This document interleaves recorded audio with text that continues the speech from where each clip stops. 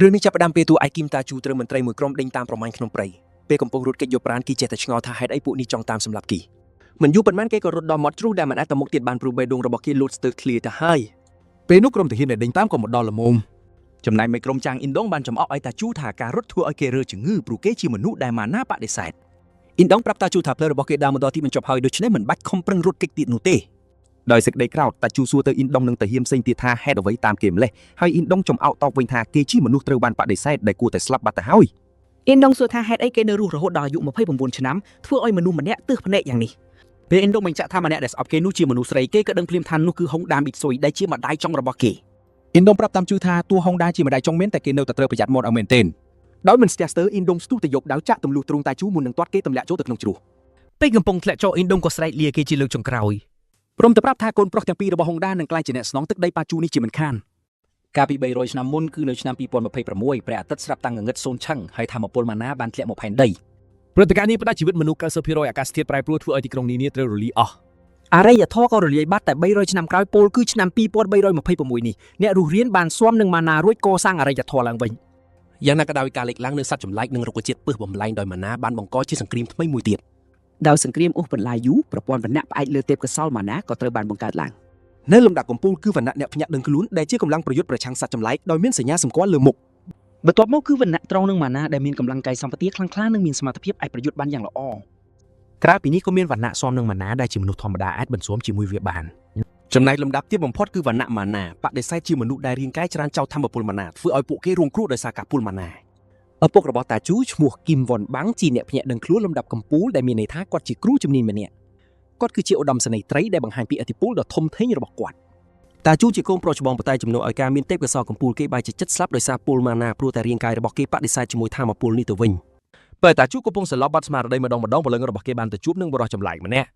បរិះនោះទាញតាជូឲ្យងើបឡើងតាមរយៈជំនាញរបស់គាត់ដើម្បីមើលមុខឲ្យច្បាស់ពេលបានឃើញមុខភ្លាមតាជូចំណាំបានថាគាត់ជាបិសាចពីកំពូលថាងហ្គុនថាងគឺជាមេគ្រូសាស៊ីឈុនថាងដែលជាកំពូលអ្នកប្រើពឹសព្រមទាំងអាវុធលាក់មុខកាលនោះពេលលទ្ធិបិសាចវៃលោកកាន់កាប់ចង្ហោថាងបានរំលាយមេលទ្ធិបិសាចឋានសួគ៌ឲ្យខ្លាយជាទឹកដោយប្រើពឹសត្រឹមតែមួយក្តាប់ដៃប៉ុណ្ណោះចុងក្រោយគាត់ក៏ខ្លាយជាម្ចាស់គ្រប់គ្រងពិភពគុណមូរៀមហើយមិននឹកស្មានថាបរិះខ្លាំងក្លាម្នាក់នេះពេលនេះកំពុងចែករំលែកព្រលឹងជាមួយតាជូសោះតែពិតគាត់កំពុងតាំងសមាធិបំពេញវាសនាខ្លាចជាទេវតាទៅហើយតែស្រាប់តែព្រលឹងរបស់គាត់បែរជាមកតបជាប់នឹងតាជូទៅវិញពេលតាជូស្គាល់គាត់ការចងចាំរបស់ថាងក៏ហូរចូលក្នុងខ្លួនគេហើយពួកគេយល់ពីគ្នាទៅវិញទៅមកនិយាយរួមអ្នកទាំងពីរខ្លាចជាតែមួយយ៉ៃតាជូគឺជាតំណាងរបស់ថាងប៉ុន្តែគេតែងរងការមើលងាយយ៉ាងខ្លាំងដោយសារតែគេជាមនុស្សបដិសេធម៉ាណាទីបំផុតថាងយល់ថាលងហក់ព្រលឹងដែលពួកគេកំពុងនៅគឺបង្កើតឡើងសម្រាប់ពួកគេព្រោះអ្នកទាំងពីរគឺជាមនុស្សតែមួយបន្ទាប់មកថាងប្រាប់តាជូថាគេនឹងអាចខ្លាយជាកំពូលគ្រូគុណលំដាប់ពិភពលោកបានប្រសិនបើគេអាចហ្វឹកហាត់នៅចំណេះដឹងនិងបទពិសោធន៍ទាំងអំបាល់ម៉ានដែលបានទទួលពីគាត់ភ្លាមនោះធម្មពលដ៏មហាសាលក៏ហូរចូលពេញរាងកាយតាជូហើយថាងប្រាប់ឲ្យគេយកធម្មពលនេះទៅប្រើប្រាស់តាមក្តីប្រាថ្នាចោះនិយាយចប់ថាងក៏លាចេញទៅព្រមទាំងជូនពរតាជូឲ្យសំណាងល្អសម្រាប់ការប្រយុទ្ធខាងមុខទីបំផុតតាជូភ្ញាក់ឡើងទើបដឹងថាវាមិនមែនជាសបិននោះទេព្រោះចំណេះដឹងរបស់ថាងទាំងប៉ុន្មាននៅដកជាប់ក្នុងខួរក្បាលគេទាំងអស់ទោះតាជូទងខ្សោយនឹងអស់កម្លាំងលហិតលហៃតែគេតាំងចិត្តថាត្រូវតែរស់រៀនមានជីវិតឲ្យទាស់តែបានដើម្បីធ្វើបែបនេះបានគេត្រូវរៀនក្បាច់គុណដែលធ្វើឲ្យថាងខ្លាយជាម្ចាស់កំពូលនៃមូរីមព្រោះវាជាក្បាច់គុណវេទមន្តដែលកាន់តែស៊ីពឹសច្រើនគឺកាន់តែខ្លាំងក្លាឡើងក្បាច់នេះមានឈ្មោះថាក្បាច់គុណវិញ្ញាណពីបឋមអត់ទម្រង់ចៃដន្យល្អនៅក្បែរគេសុទ្ធតែជារុក្ខជាតិពីរទើបគេមិនរារះក្នុងការបេះវាយមស៊ីព្រោះគេត្រូវធ្វើបែបនេះដើម្បីរស់គេយល់ថាបើគេអាចបំផ្លាញពឹសឲ្យខ្លាយជាធម្មពលខាងក្នុងនិងបង្កើតស្នូលពឹសនៅដានធានបាននោះគេនឹងអាចកាត់ផ្តាច់វាសនាជាក្មេងចោលសៀតដោយការសាងសង់រាងកាយនេះឡើងវិញជាមិនខានតាជូជឿជាក់ថាគេច្បាស់ជាអាចរស់ហើយអាចសងសឹកមនុស្សទាំងឡាយណាដែលបានធ្វើបាបគីកន្លងមកហើយគោលដៅទី1នោះគឺអ៊ីនដងនឹងឯងយប់ជ្រៅបន្តិចគេឃើញអ៊ីនដងនឹងកូនចៅកំពុងរាវរកសាកសពរបស់តាជូក្នុងព្រៃប៉ុន្តែពួកវាកំពុងតែជួបភាពលំបាកយ៉ាងខ្លាំងអ៊ីនដងចាប់ផ្ដើមក្តៅក្រហាយព្រោះមិនយល់ថាហេតុអីគ្រាន់តែរកសាកសពមួយក្នុងព្រៃសោះក៏វាលំបាកដល់ថ្នាក់នេះស្រាប់តែពួកគេប្រទះឃើញថៃយូកំពុងអង្គុយតាំងសមាធិពួកគេភ្ញាក់ផ្អើលយ៉ាងខ្លាំងតែមិនភ័យនោះទេដែលឃើញគេនៅរស់ទាហានម្នាក់ចាប់អារម្មណ៍ថាមានរឿងចម្លែកកំពុងកើតឡើងលើថៃយូហើយគេក៏ស្រែកហៅអ៊ីនដងឲ្យមកមើលភ្លាមពួកគេឃើញអូរ៉ាបងបៃតងភីជុំវិញខ្លួនគេធ្វើឲ្យពួកគេសង្ស័យថានេះជាប្រតិកម្មអាណារបស់អ្នកខ្លាំងក្លាឬពួកគេមិនយល់ពីអ្វីដែលកំពុងកើតឡើងនោះទេប៉ុន្តែថៃយូនៅតែអង្គុយស្ងៀមមិនកម្រើកសូម្បីមួយចង្អុលដៃគេផ្ដន់ខ្លាំងលើការតាំងសមាធិពួកគេមិនដឹងទេថាថៃយូកំពុងប្រមូលធម្មពលខាងក្នុងតាមរយៈធាតុពីរមិនមែនម៉ាណាឡើយគាត់តែឃើញមុខគេភ្លាមអ៊ីនដងខឹងយ៉ាងខ្លាំងហើយបញ្ជាឲ្យកូនចៅសម្លាប់គេចោលភ្លាមមុនពេលគេខ្លាចជាឧបសគ្គអញេរញ៉ៃទាហានម្នាក់បានទាញអាវុធចេញមករួចដើរជួបទៅគៀកថៃយូភ្លាមប៉ុន្តែពេលគេរៀបនឹងវាយប្រហារញៀនរបស់ថៃយូក៏ដឹងខ្លួនហើយគេវាយបកដៃអាមួយនោះឲ្យទៅបុកដើមឈើពីក្រោយវិញពួកធានភ្ញាក់ផ្អើលយ៉ាងខ្លាំងនឹងប្រតិកម្មដ៏រហ័សរបស់ថៃយូឯថៃយូក៏ភ្ញាក់ផ្អើលដូចគ្នាព្រោះទីបំផុតគេដឹងថាអ្វីដែលគេកំពុងប្រើគឺជាធម្មពលខាងក្នុង ថាយុដាប់ដៃយ៉ាងណាព្រោះទីបំផុតគេបានរកឃើញធម្មពលមួយដែលអាចប្រើដើម្បីសងសឹកពួកជនដែលធ្លាប់ធ្វើបាបគេហើយទីបំផុតថាយុតាំងស្មារតីឡើងវិញរួចនិយាយចំអកទៅអ៊ីនដុងថាពិតជាល្អណាស់ដែលបានជួបមុខគ្នាម្ដងទៀតអ៊ីនដុងឆ្លើយតបយ៉ាងប្រងើយកន្តើយថាគេគ្មានអ្វីអស្ចារ្យទេព្រោះទោះគេភ្ញាក់ដឹងខ្លួនក៏ដោយក៏គេនៅតែគ្មានស្នាមសម្គាល់ដែរថាយុសែកចំអកពេលលឺអ៊ីនដុងនិយាយបែបនេះព្រោះគេដឹងពីភាពល្ងងរបស់វាតាពិតអ្នកភ្ញាក់ដឹងខ្លួនត្រូវបានបែងចែកចំណាត់ថ្នាក់ពីកម្រិតកម្ពូលដល់ធម្មតាមានដូចជាកម្រិតកម្ពូលកម្រិតជំនាញកម្រិតមធ្យមកម្រិតដំបូងនិងកម្រិតប្រើប្រាស់ការពិតបន្ទាប់ពីការភ្ញាក់ដឹងខ្លួនស្នាមសម្គាល់ចំណាត់ថ្នាក់នឹងលេចឡើងនៅលើផ្ទៃមុខបើមើលតាមស្នាមសម្គាល់លើមុខអ៊ីនដុងពេលនេះគេត្រឹមជាកម្រិតដំបូងប៉ុណ្ណោះបើនិយាយតាមភាសាយុទ្ធគុណវាគ្រាន់តែជាអ្នកចេះក្បាច់គុណកម្រិតទី3ប៉ុណ្ណោះបើនិយាយពីទេពកោសលថៃយូអាចដឹងថាអាមួយនេះគ្មានអ្វីអស្ចារ្យនោះទេបន្ទាប់មកថៃយូសួរវាថាតើបណ្ដាំចុងក្រោយនិយាយចប់ឬនៅប៉ុន្តែអ៊ីនដុងគិតថាគេគ្រាន់តែជាមនុស្សល្ងងដែលអួតខ្លួនប៉ុណ្ណោះថៃយូត្រៀមវាប្រហារហើយគេគៀបកាក់នៅចន្លោះម្រាមដៃដើម្បីគប់ដោយប្រាប់អ៊ីនដុងពីអ្វីដែលវាបានធ្វើមកលើគេអ៊ីនដុងដកដៃចេញមកឲ្យចំអកថៃយូដែលគិតថាគេអាចធ្វើអ្វីបានជាមួយកាក់ក្នុងដៃនោះអ៊ីនដុងគម្រាមថៃយូថាវានឹងប្រកាសខំចិត្តថាត្រូវសម្លាប់គេឲ្យបានម្ដងនេះបន្ទាប់មកវាក៏បញ្ជាឲ្យកូនចៅចូលវាយប្រហារថៃយូទោះបីជានេះជាការប្រយុទ្ធលើកដំបូងក្នុងរាងកាយដែលទើបតែភ្ញាក់ដឹងខ្លួនក្តីក៏ថៃយូដឹងខ្លួនថាគេពិតជាស្ងប់ស្ងាត់ណាស់គេជឿថានេះគឺដោយសារតែការចងចាំរបស់តាំងទោះបីម៉ាណាបដិសេធគេក្តីក៏មេគាបីសាយពីរនៅតែមានក្នុងខ្លួនគេថៃយូមានទំនុកចិត្តលើធម៌ពលដែលគេមានពេលនេះដល់ Mr. Steel គេគប់កាក់ទៅកាន់ពួកវាដោយប្រើក្បាច់កំបិតហោះវាយប្រហាររហ័សគប់នឹងជំហានសមោខ្លាំងខ្លាយកាក់នោះត្រូវចំពួកអ្នកវាយប្រហារធ្វើឲ្យពួកគេកាំងស្ដោកខណៈថៃយូចាប់ផ្ដើមវាយលុកដោយស្ទុះទៅរកពួកគេជាមួយនឹងក្បាច់បាត់ដៃពីរគេវាយចំអ៊ីនដុងធ្វើឲ្យវាខ្ទាតហោះទៅយ៉ាងឆ្ងាយអាចុងក្រោយក្នុងក្រុមភ្ញាក់ផ្អើលយ៉ាងខ្លាំងដែលឃើញមេក្រុមខ្លួនត្រូវគេបោះចោលដោយសម្រាមហើយជំនួសឲ្យការចោះចាញ់វាបែកជាទីងកំភ្លើងចេញមកទៅវិញវាព្យួរកំភ្លើងតម្រង់ក្បាលថៃយូក្នុងចម្ងាយចិត្តបំផុតប៉ុន្តែដល់ពេលវាកេះកៃបាញ់ថៃយូក៏មិននៅទីនោះទៀតទេ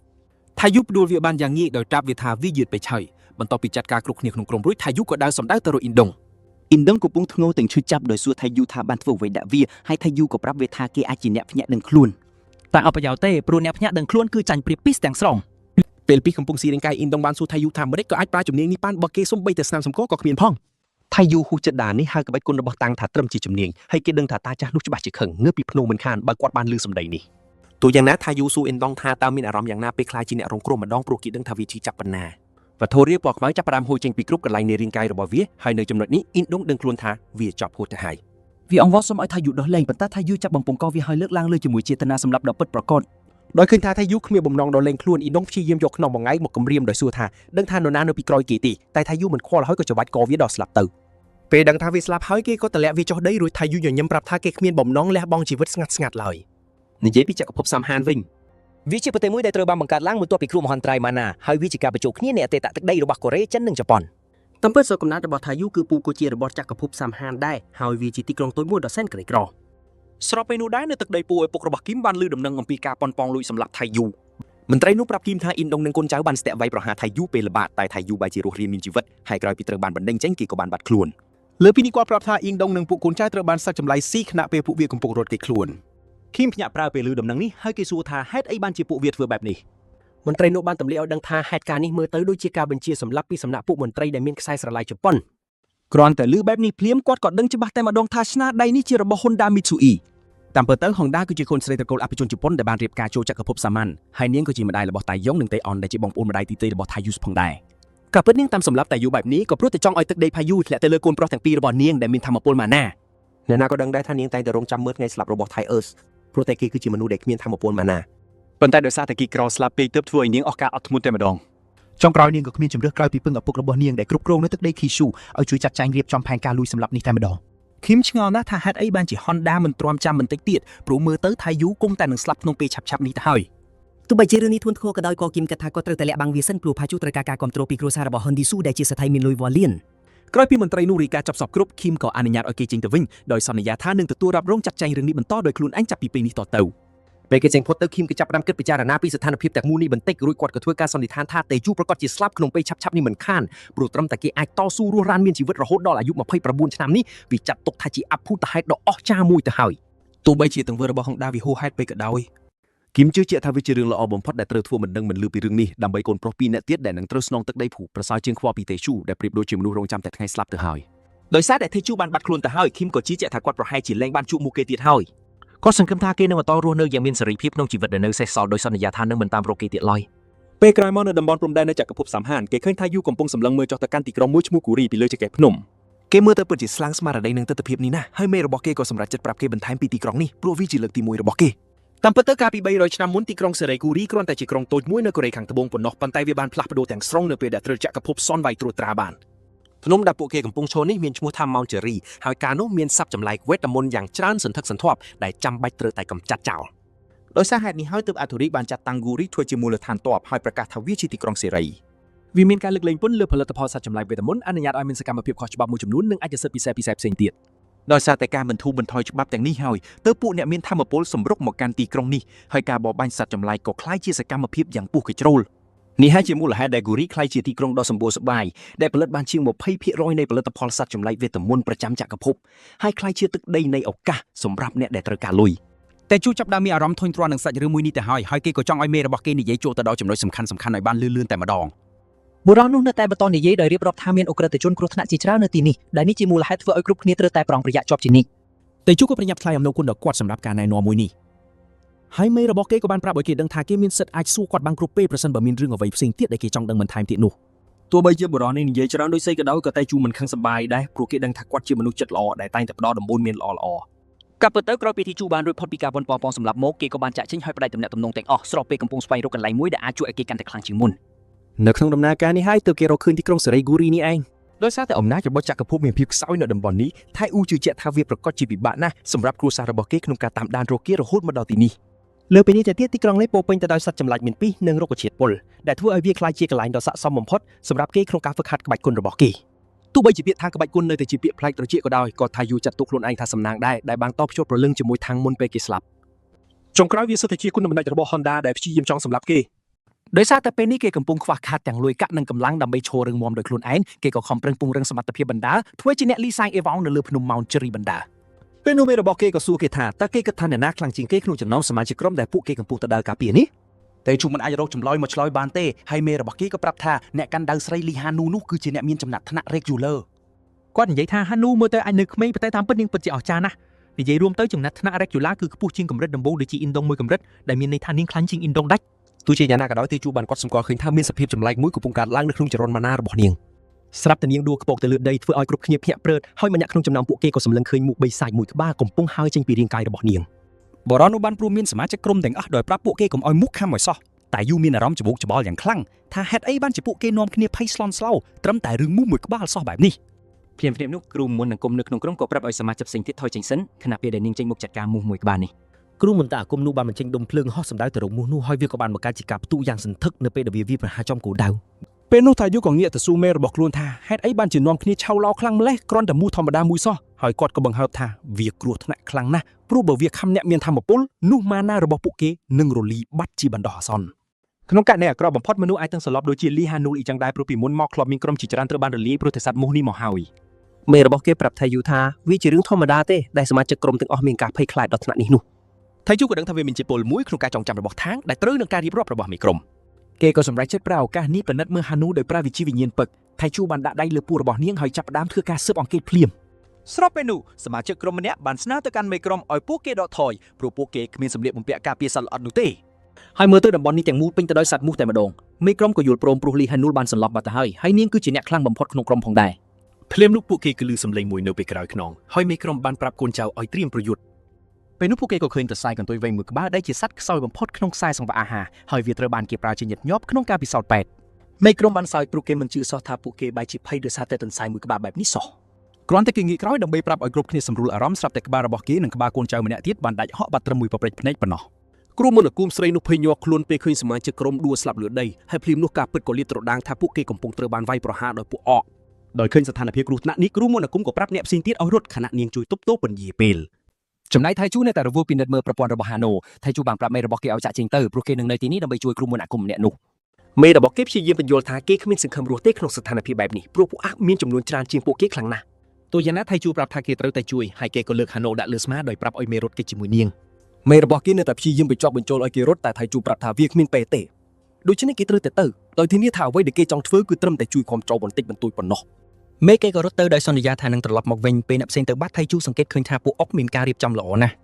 ខណៈពេលក្រុមមន្តអាគមកំពុងប្រយុទ្ធនាងក៏ដឹងថាមានអាក់មួយក្បាលកំពុងសម្ដៅទៅរកថៃជូនាងប្រញាប់ងាកទៅកាន់ថៃជូដើម្បីជួយសង្គ្រោះគេនាងបានបង្កើតចិញ្ចាំងភ្លើងតែវាធ្វើឲ្យនាងបើកចំហក្បាច់ទៅកាន់អុកមួយទៀតនៅពីក្រោយថៃជូប្រាប់នាងយ៉ាងធម្មតាឲ្យអោនចោលតែអុកនោះមកដល់ខ្លួននាងបាត់ទៅហើយធ្វើឲ្យនាងកាន់តែឆ្ងល់នឹងសម្ដីរបស់ថៃជូ ងាកទៅឋានសួគ៌ឯនោះវិញថាកំពុងរំលឹកអំពីពេលវេលារបស់គេពេញមួយខែចាប់តាំងពីមកដល់ទីនេះដោយសារការជួបជាមួយថៃជូទើបគេអាចទទួលបានការឡើងឋានដែលគេតែងប្រាថ្នាចង់បានតែគួរឲ្យខកចិត្តឋានសួគ៌នេះមិនអស្ចារ្យដោយការគិតនោះទេវាប្រៀបដូចឋានគុកដែលពួកអមតៈនាំគ្នាលេងសើចហើយគេពិតជាធុញទ្រាន់នឹងមើលពួកអមតៈផ្សេងទៀតធ្វើខ្លួនដូចកូនក្មេងណាស់គេចាស់ទៅពួកគេដូចសត្វគ្មានសិលធម៌ព្រោះគេខាតពេលច្រើនឆ្នាំដើម្បីមកដល់កន្លែងបែបនេះសោះទោះយ៉ាងណាគេសប្បាយចិត្តដែលបានជួបថៃជូព្រោះទំនាក់ទំនងជាមួយគេនេះហើយដែលផ្ដល់ឱកាសឲ្យគេមកដល់ឋានសួគ៌នេះពួកគេចែករំលែកប្រលឹងតែមួយហើយការអាចខ្លាចជាម្ចាស់នៃពិភពយុទ្ធគុណខណៈពេលដែលថៃជូគ្រាន់តែជាស្រមោលប៉ុណ្ណោះដោយសារលើធម្មពលកំពុងនៅជាមួយគេທາງសង្ឃឹមថាថៃជូនឹងអាចស្វែងរកសុភមង្គលខ្លះសម្រាប់ខ្លួនឯងທາງគិតថាថៃជូចាំបាច់ត្រូវឡើងដល់កម្រិតកែ7%បើគេចង់យកឈ្នះអ្នកខ្លាំងៗនៅលើផែនដីនេះដោយនេះທາງសង្ឃឹមថាថៃជូនឹងខ្លាំងឡើងឲ្យលឿនហើយបើមាននិស្ស័យពួកគេប្រហែលជាបានជួបគ្នាម្ដងទៀតតាមពិតគេកំពុងគិតរកវិជាថ្មីៗទុកបង្រៀនថៃជូពេលជួបគ្នាលើក្រោយបាត់ទៅហើយគេកំពុងតែតាំងសមាធិសុកស្រាប់ទៅត្រូវអ្នកកាន់ដាវអមតៈម្នាក់វាយចំពីក្រោយក្បាលតែម្ដងខាងបបងការងារខ្លួនភ្លាមរួយដេញតាមមួយនោះដោយគម្រាមសម្រាប់គេចោលតែម្ដងងាកមកផានដីវិញថៃជូដឹងថាគ្រូមន្តគុំនោះមិនអាចគេចតាន់ពេលទេទើបគេចាប់ផ្ដើមចេញសកម្មភាពគេលោតសម្ដៅទៅរូបនាងក្នុងគោលបំណងសម្រាប់អានោះមុនពេលវាទៅដល់នាងតែគេបែរជាធ្វើឲ្យនាងសន្លប់ទៅវិញថៃជូក៏សម្រេចចិត្តបង្ហាញជំនាញថ្មីរបស់គេទៅកាន់ពួកអកហើយគេបានគប់កាក់ទៅលើពួកវាក្នុងល្បឿនយ៉ាងលឿនស្លេវតែម្ដងអ្វីដែលគួរឲ្យភ្ញាក់ផ្អើលពួកអកមិនអាចទប់ទល់នឹងការគប់នេះបានឡើយហើយគេអាចកម្ចាត់ពួកវាត្រឹមតែមួយស្ញៀតប៉ុណ្ណោះថៃជូមានការពេញចិត្តនឹងខ្លួនឯងខ្លាំងណាស់តែគេក៏កំពុងខ្វល់ថាតើគួរធ្វើយ៉ាងណាចំពោះគ្រូមន្តគុំនេះព្រោះគេបានធ្វើឲ្យនាងសន្លប់ពេលកំពុងព្យាយាមជួយនាងស្របពេលគ្នានេះគេក៏អរដែលនាងសន្លប់ព្រោះវាគ្មានប្រយោជន៍ទេបើមានអ្នកដឹងពីកម្លាំងពិតរបស់គេនោះគេដឹងថាវាពិតជាចម្លែកណាស់ដែលអ្នកលើអេវ៉ាន់ម្នាក់អាចសម្លាប់អុកមួយហ្វូងបានហើយរឿងនេះអាចនឹងលើទៅដល់ត្រចៀកឪពុករបស់គេទៀតផងថៃជូក៏ថាគេត្រូវតែចាក់ចេញពីទីនេះមុនពេលមានអ្នកផ្សេងម្ដងថៃជូញញឹងព្រោះគេមិននឹកស្មានថាត្រូវមកជួបក្តីកង្វល់បែបនេះសោះខណៈកាលពីមួយខែមុនគេត្រឹមជាមនុស្សគ្មានម៉ាណាប៉ុណ្ណោះគេពិតជាទទួលស្គាល់ថាការជួបທາງបានផ្លាស់ប្ដូរគេទាំងស្រុងគេក៏យកថង់ចេញមកដើម្បីប្រមូលកាក់ទាំងនោះមុនពេលមានអ្នកមកដល់ពេលកំពុងរើកាក់គេក៏ដឹងថាវាហត់នឿយប៉ុណ្ណាព្រោះគេត្រូវដើររើកាក់ទាំងនោះម្ដងមួយដូច្នេះលើពីនេះគេត្រូវគិតអំពីថ្លៃផលិតព្រោះការបោះចោលអាវុធគប់ក្រោយពេលប្រយុទ្ធម្ដងគឺជាការខាត់បងមួយយ៉ាងធំមើលទៅគេនឹងអាចទាញអាវុធទាំងនោះមកវិញដោយស្វ័យប្រវត្តិនៅពេលឡើង10កែ7ដែលមានន័យថាគេត្រូវរកវិធីបង្កើនកម្លាំងឲ្យលឿនបំផុតក្រោយពីរើកាក់នៅលើដីរួចអស់គេក៏ដឹងថាគេកំពុងបាត់កាក់មួយគ្រាប់តែគេដឹងថាគេគប់វាទៅណាហើយគេក៏ចាប់ផ្ដើមតាមរករហូតឃើញវាជាប់នៅលើដើមឈើមួយពេលកំពុងទៅរើវានោះគាត់ក៏បានឃើញមូសបំផ្លាញខ្លួនមួយក្បាលហើយគាត់ក៏បានប្រើធម្មពលអូរ៉ារបស់គាត់ដើម្បីចាប់វាភ្លាមតាមរយៈការស៊ើបអង្កេតពីមុនវាបានបង្ហាញថានៅពេលដែលពឹសរបស់មូសនោះជ្រាបចូលក្នុងខ្លួនធម្មពលខាងក្នុងនឹងត្រូវបែកខ្ញែកសម្រាប់អ្នកដែលបានភ្ញាក់នឹងខ្លួនម៉ាណារបស់ពួកគេនឹងបាត់បង់បណ្ដោះអាសន្នដោយដែលគាត់បានសង្ស័យមែនពីរបស់មូសនេះគឺស្តៀងនឹងពីបំបែកធម្មពលរបស់មូសរុំចឹងប៉ុន្តែវាមិនអាចយកទៅប្រៀបធៀបនឹងទីនោះទេព្រោះនៅពិភពលោកនេះវាជាពឹសដ៏គ្រោះថ្នាក់ដែលគ្មានថ្នាំសង្កោព្យាបាលឡើយជាអកុសល Hunter គ្រប់រូបត្រូវតែពាក់អាវក្រោះការពារព្រោះវាគ្មានថ្នាំបន្សាបនោះទេថាយូជឿជាក់ថាគាត់អាចប្រើប្រាស់ចំណេះដឹងរបស់តាំងដើម្បីបង្កើតថ្នាំសង្កូដែលស្រដួលនឹងថ្នាំបន្សាបប្រសិនបើគាត់អាចរកឃើញសមាសធាតុពិតប្រាកដរបស់ពីនេះដើម្បីធ្វើបែបនេះបានគាត់ត្រូវតែស្វែងរករុក្ខាជាតិនៅលើផែនដីដែលមានសមាសធាតុស្រដៀងទៅនឹងរបស់នៅក្នុងមើមមកប៉ុន្តែពេលនេះគាត់គ្មានជំរឿក្រៅពីស៊ីមូសនោះទេហើយដែលមិនគិតច្រើនគាត់ក៏លេបវាចូលក្អឹកតែម្ដងពេលមូសនោះធ្លាក់ដល់បំពង់កគាត់ក៏ដកដង្ហើមធំដោយការធូរស្បើយព្រោះសមាសធាតុរបស់វាគឺពិតជាស្រដៀងគ្នាមែនហើយប្រសិនបើគាត់អាចរកឃើញរុក្ខជាតិត្រឹមត្រូវនៅលើភ្នំគាត់នឹងអាចផ្សំថ្នាំបន្សាបពីនេះបានមិនខានថេជូញញឹមបិទមាត់មិនចិត្តទេព្រោះគាត់ទើបតែរកឃើញផ្លូវរកលុយដែលច្បាស់ជាចំណេញកប់ក្តោងថេជូអន្ទាក់សារចង់ត្រឡប់ទៅវិញឆាប់ៗដើម្បីសាក់លបងវាភ្លាមតែម្ដងស្រាប់តែមានរាងកាយដែលធំសម្បើមមួយលេចឡើងនៅពីមុខគាត់វាគឺជា elite orc ដ៏គួរឲ្យខ្លាចដែលធ្វើឲ្យគាត់ព្រឺសម្បកខ្ញាក់ orc នោះសម្លឹងចំមកថេជូហើយនិយាយរអ៊ូពី kill human នេះកាន់តែធ្វើឲ្យគាត់ឆ្ងល់ព្រោះវាមិនត្រឹមតែមានមាឌធំទេតែវាថែមទាំងអាចនិយាយបានទៀតថេជូក៏ដឹងខ្លួនថាគាត់ទើបតែជួបនឹងកំណែកម្រង Awaken របស់សត្វចម្លែកវេទមន្តមួយក្បាលហើយថេជូជឿជាក់ថាមានរឿងចម្លែកកំពុងកើតឡើងនៅលើភ្នំនេះព្រោះតាមពិតពួកអុកមិនគួរណាមានវត្តមាននៅក្នុងតំបន់នេះនោះទេពេលជូកំពុងគិតស្រាប់តែអុកនោះក៏វាពូថៅយៈរបស់វាសម្ដៅមកគាត់ដែលបង្ខំឲ្យគាត់លោតថយក្រោយយ៉ាងលឿនអុកនោះទាញពូថៅរបស់វាមកវិញបន្សល់ទុកនៅរណ្ដៅដ៏ធំនៅលើដីដែលធ្វើឲ្យជូភ័យបាសសក់តែម្ដងគាត់ដឹងថាសត្វចម្លែកនេះគឺកម្រិត expert ឬខ្ពស់ជាងនេះដោយមើលទៅលើធម្មពលវាយប្រហារដ៏ខ្លាំងក្លារបស់វាថៃជូខ្លាចថាការវាយប្រហាររបស់គាត់អាចនឹងគ្មានប្រសិទ្ធភាពលើសត្វចម្លែកនេះទេប៉ុន្តែដើម្បីឲ្យច្បាស់គាត់សម្រេចចិត្តចាប់ផ្ដើមវាយប្រហារសាក់លបងសិនថៃយូគប់កាក់សម្ដៅក្បាលរបស់អុកនោះតែម្ដងប៉ុន្តែការការពាររបស់វាបានកំទេចកាក់នោះមកដែលបញ្ជាក់ពីក្តីកង្វល់របស់គាត់មែនគាត់គិតថាបច្ចេកទេសផ្ទុះកម្រិតរបស់គាត់នឹងកាន់តែគ្មានប្រយោជន៍ពេលប្រឈមនឹងអុកនេះព្រោះវាបំបែកការវាយប្រហាររបស់គាត់បានអ្វីដែលនៅសល់សម្រាប់គាត់គឺការសាក់លបងប្រើការវាយប្រហារបាត់ដៃពីស្បិតឈាមដោយសង្ឃឹមថាវានឹងមានប្រសិទ្ធភាពបន្ទាប់មកអុកនោះក៏ស្រែកក្រហមយ៉ាងខ្លាំងដែលធ្វើឲ្យតេជូព្រឺឆ្អឹងខ្នងហើយស្ទាក់ស្ទើរមួយភ្លាក់សិនផងដែរមិនយូរមិនម៉ានតេជូក៏ដឹងថាខ្លួនឯងជាមនុស្សកំសាកប៉ុណ្ណាព្រោះគាត់កំពុងតែស្ទាក់ស្ទើរនៅចំពោះមុខសត្រូវដោយសារតែគាត់មិនអាចរំលំវាបានក្នុងការវាយប្រហារតែម្ដងតេជូពិតជាខ្មាស់អៀងខ្លួនឯងណាស់ហើយគាត់ដឹងថាតាំងមុខជាខកចិត្តនឹងគាត់ជាមិនខានប្រសិនបើគាត់បានឃើញគាត់ក្នុងសភាពបែបនេះតេជូដឹងខ្លួនថាគាត់មានទំនុកចិត្តជ្រុលពេកព្រោះគាត់អាចដោះស្រាយជាមួយហ្វូងអុកទាំងនោះបានយ៉ាងងាយស្រួល ពេលនោះថាយូក៏ប្រមូលភាពក្លាហានដើម្បីប្រយុទ្ធជាមួយសត្រូវរហូតទាល់តែរំលំវាបានគាត់បានស្ទុះទៅរកអកនោះជាមួយនឹងបាតដៃពឹសរបស់គាត់ ចំណែកអកនោះក៏លើកពូថៅឡើងក្នុងគោលបំណងកាប់ថៃយូភ្លាមពេលគាត់ចូលមកចិត្ត ពូថៅរបស់វាក៏បានរៀបរៀងផ្លូវរបស់ថៃយូហើយថៃយូព្យាយាមរុញចេញអស់ពីកម្លាំងតែបង្កើតឲ្យមានការផ្ទុះយ៉ាងខ្លាំង ជុំបញ្ចប់ថាយូអាចត្រឹមតែធ្វើឲ្យពូថៅនោះប្រេះប៉ុណ្ណោះហើយគាត់មិនអាចទៅដល់ខ្លួនរបស់អកដើម្បីធ្វើការវាយប្រហារនោះទេ ទោះបីជាស្ថានភាពទាំងមូលហត់ដូចជាកំពុងប្រឆាំងនឹងគាត់ក៏ដោយក៏គាត់នៅតែមិនទាន់ត្រៀមខ្លួនក្នុងការបោះបង់ចោលនោះដែរ គាត់គិតពីការវាយប្រហារទៅលើអកនេះម្ដងហើយម្ដងទៀតរហូតតតែគាត់រកឃើញផ្លូវចេញ ស្រាប់តែមានមុខកាបាត់មួយលេចឡើងពីណាមិនដឹងកាត់ចិញ្ច្រាំអកនោះជាកង់ដូចជាក្រដាស់អញ្ចឹង ថាយូក៏ជាញាប់អាយយ៉ាងខ្លាំងពេលឃើញបែបនេះព្រោះនរណាក៏ដោយដែលអាចកម្ចាត់អេលីតអកបានយ៉ាងងាយនេះគឺមិនមែនជាមនុស្សធម្មតានោះទេតែយូឃើញមនុស្សម្នាក់ឈរនៅពីចម្ងាយហើយគាត់ដឹងថាជននោះយ៉ាងហោចណាស់ក៏នៅ Master ដែរតែយូពិតជាស្អប់ណាស់ដែលគាត់មិនអាចចាក់ចេញឲ្យបាត់មុនពេលមានអ្នកផ្សេងមកដល់បែបនេះតែយូកំពុងតែឆ្ងល់ថាតើគាត់គួរតែរកលេសអ្វីយកទៅប្រាប់ជននោះតែពេលនោះជននោះក៏បានហៅគាត់ថាអាឡអិតហើយសួរថាតើគាត់ជាអ្នកកម្ចាត់ពួកអកទាំងនេះមែនទេបុរសនោះនិយាយបន្ថែមថាគ្មានស្លាកស្នាមនៅលើមុខ TU Stay ដែលមានន័យថាគាត់ច្បាស់ជាមិនមែនជា Awakener ឡើយដូច្នេះគាត់ចាប់អារម្មណ៍ណាស់ថាតើមនុស្សដូចជាគាត់អាចកម្ចាត់ហ្វូងអកមួយហ្វូងបានយ៉ាងដូចមិនដេចថាយូកៀងនិយាយលេងចេញព្រោះគាត់មិនដឹងថាគួរឆ្លើយតបទៅវិញយ៉ាងម៉េចនោះទេតែមើលទៅបុរសនោះគឺជា Lee Yang Hok ដែលជា Guild Master របស់ No Godan និងជាសមាជិកគណៈកម្មាធិការអចិន្ត្រៃយ៍របស់ទីក្រុងផងដែរមើលទៅលើរបៀបដែល Yang Hok និយាយប្រកបដោយអំណាចបែបនេះថាយូដឹងភ្លាមថាគាត់មិនមែនជាមនុស្សធម្មតាទេដែលនេះមានន័យថាគាត់ត្រូវតែប្រយ័ត្នប្រយែងពាក្យសម្ដីឲ្យបានខ្ពស់បំផុត ថៃជូចាប់ផ្ដើមថ្លែងអំណរគុណដល់យ៉ងហុកដែលបានជួយសង្គ្រោះគាត់ពេលគាត់រៀបនឹងណែនាំខ្លួនមេរបស់គាត់ក៏បានលេចមុខមកកាត់សម្ដីគាត់តែម្ដង មេសប្បាយចិត្តណាស់ដែលតាយូនៅរស់ហើយតាយូក៏ប្រញាប់ផ្ដល់កិត្តិយសទាំងអស់ទៅឲ្យយូងអ៊ីដោយនិយាយថាជាការមកដល់តាន់ពេលរបស់គាត់មេរបស់គាត់ងាកមកក៏ដឹងថាគាត់កំពុងតែនិយាយអំពីជុងហុកក៏ភ្លេចនៅសំណួរដែលខ្លួនកំពុងសួរហើយក៏ប្រាប់ឲ្យក្រុមសម្អាតមកបោះសម្អាតសម្រាមទាំងនោះចេញតែម្ដងបន្ទាប់មកមេរបស់ថៃអ៊ូបានពន្យល់គាត់ថាដោយសារទីក្រុងនេះជាទីក្រុងសេរីវាត្រូវបានគ្រប់គ្រងដោយគណៈកម្មាធិការស្វ័យយ័តមិនមែនជាពួកខ្សែរាជវង្សនោះទេគាត់ប្រាប់ថាយូងហាគឺជាម្នាក់ក្នុងចំណោមអ្នកទាំង3ជាសមាជិកអចិន្ត្រៃយ៍ដែលមានសិទ្ធិបោះឆ្នោតពេញលេញហើយគាត់ក៏ជាមេរបស់ Nudan Guild ដែលជាអ្នកទទួលបន្ទុកមើលការខុសត្រូវផ្នែកសន្តិសុខទីក្រុងផងដែរលើពីនេះគាត់គឺជាអ្នកដាស់ធម្មពលកម្រិត Master ហើយពួកអ្នកសែងយវ៉ាន់ដូចជាពួកគេត្រូវបង់លុយឲ្យ Guild របស់គាត់ដើម្បីសុវត្ថិភាពយូងហុកភ្លាមនោះក៏បានប្រាប់បរិះនោះឲ្យប្រយ័ត្នមាត់ប្រយ័ត្នខនិងគិតមុនពេលនិយាយបន្ទាប់ពីយូងហុកចេញទៅមេរបស់ថាយូបានប្រាប់គាត់ឲ្យប្រយ័ត្នកុំទៅរោរឿងឬធ្វើឲ្យយូងហុកខឹងឲ្យសោះថៃអ៊ូមានការភ្ញាក់ផ្អើលដែលទទួលបានការព្រមានដោយផ្ទាល់ពីមេរបស់គាត់អំពីចុងហុកហើយគាត់ក៏សួរថាតើម្នាក់នោះពិតជាកាចសាហាវដល់ថ្នាក់នឹងមែនទេមេរបស់គាត់បានពន្យល់ថាឆាងហុកមិនមែនត្រឹមតែជាប្រធានសន្តិសុខតែឈ្មោះនោះទេតែគាត់ក៏ស៊ីសំណូកពីពួកជនខើខូចដើម្បីបិទភ្នែកម្ខាងចំពោះអំពើអាក្រក់របស់ពួកគេផងដែរមេរបស់ថាយូបានប្រាប់ឲ្យដឹងថាបុរសម្នាក់នេះដែលល្បាតតាមផ្លូវគឺគ្រាន់តែដើម្បីធ្វើឲ្យឡមើលឬដើម្បីតែមីកមាត់របស់គាត់ប៉ុណ្ណោះមើលទៅគាត់ប្រហែលជាកំពុងបញ្ញាប់ហើយក៏បានបុកគាត់ទើបបានជាគាត់ហៅម្នាក់នោះមកពួកបើមិនចឹងទេគាត់ច្បាស់ជាហៅអ្នកផ្សេងបាត់ទៅហើ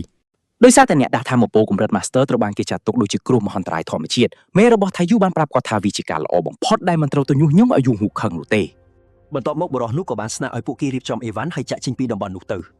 តែយូយកព្រមតាមការណែនាំនេះប៉ុន្តែក្នុងចិត្តរបស់គាត់គឺបារម្ភខ្លាំងព្រោះគាត់ដឹងថាគាត់អាចនឹងស្លាប់បាត់ទៅហើយប្រសិនបើចាំងហុកមិនបានចូលមកជួយតនពេលទេនោះគាត់ដឹងខ្លួនថាវាមានរយៈពេលជាង1ខែហើយតាំងពីបានជួបជាមួយថេងហើយគាត់ពិតជាខកចិត្តណាស់ដែលខ្លួនឯងមិនទាន់ខ្លាំងជាងមុនសោះតាំងពីពេលនោះមកគាត់ខឹងខ្លួនឯងដែលខ្លាចជាមនុស្សក៏ទទួលគ្រាន់តែដោយសារតែគាត់ទទួលបានធម៌ពលងាយៗពេលដែលយកឈ្នះអ្នកដែលធម៌ពលពី3នាក់តាមផ្លូវកន្លងមកតែយូបានគិតរឿងនេះយ៉ាងម៉ត់ចត់ហើយបន្ទាប់ពីបន្ធូរខ្លួនឯងរួចគាត់ក៏បានសម្រេចចិត្តថាអ្វីៗគ្រប់យ៉ាងនឹងត្រូវផ្លាស់ប្ដូរទាំងស្រុងចាប់ពីពេលនេះតទៅគាត់ប្រាជ្ញាថាគាត់នឹងក្លាយជាមនុស្សខ្លាំងពិតប្រាកដដើម្បីជៀសវាងកុំឲ្យរឿងដូចមុនកើតឡើងម្ដងទៀត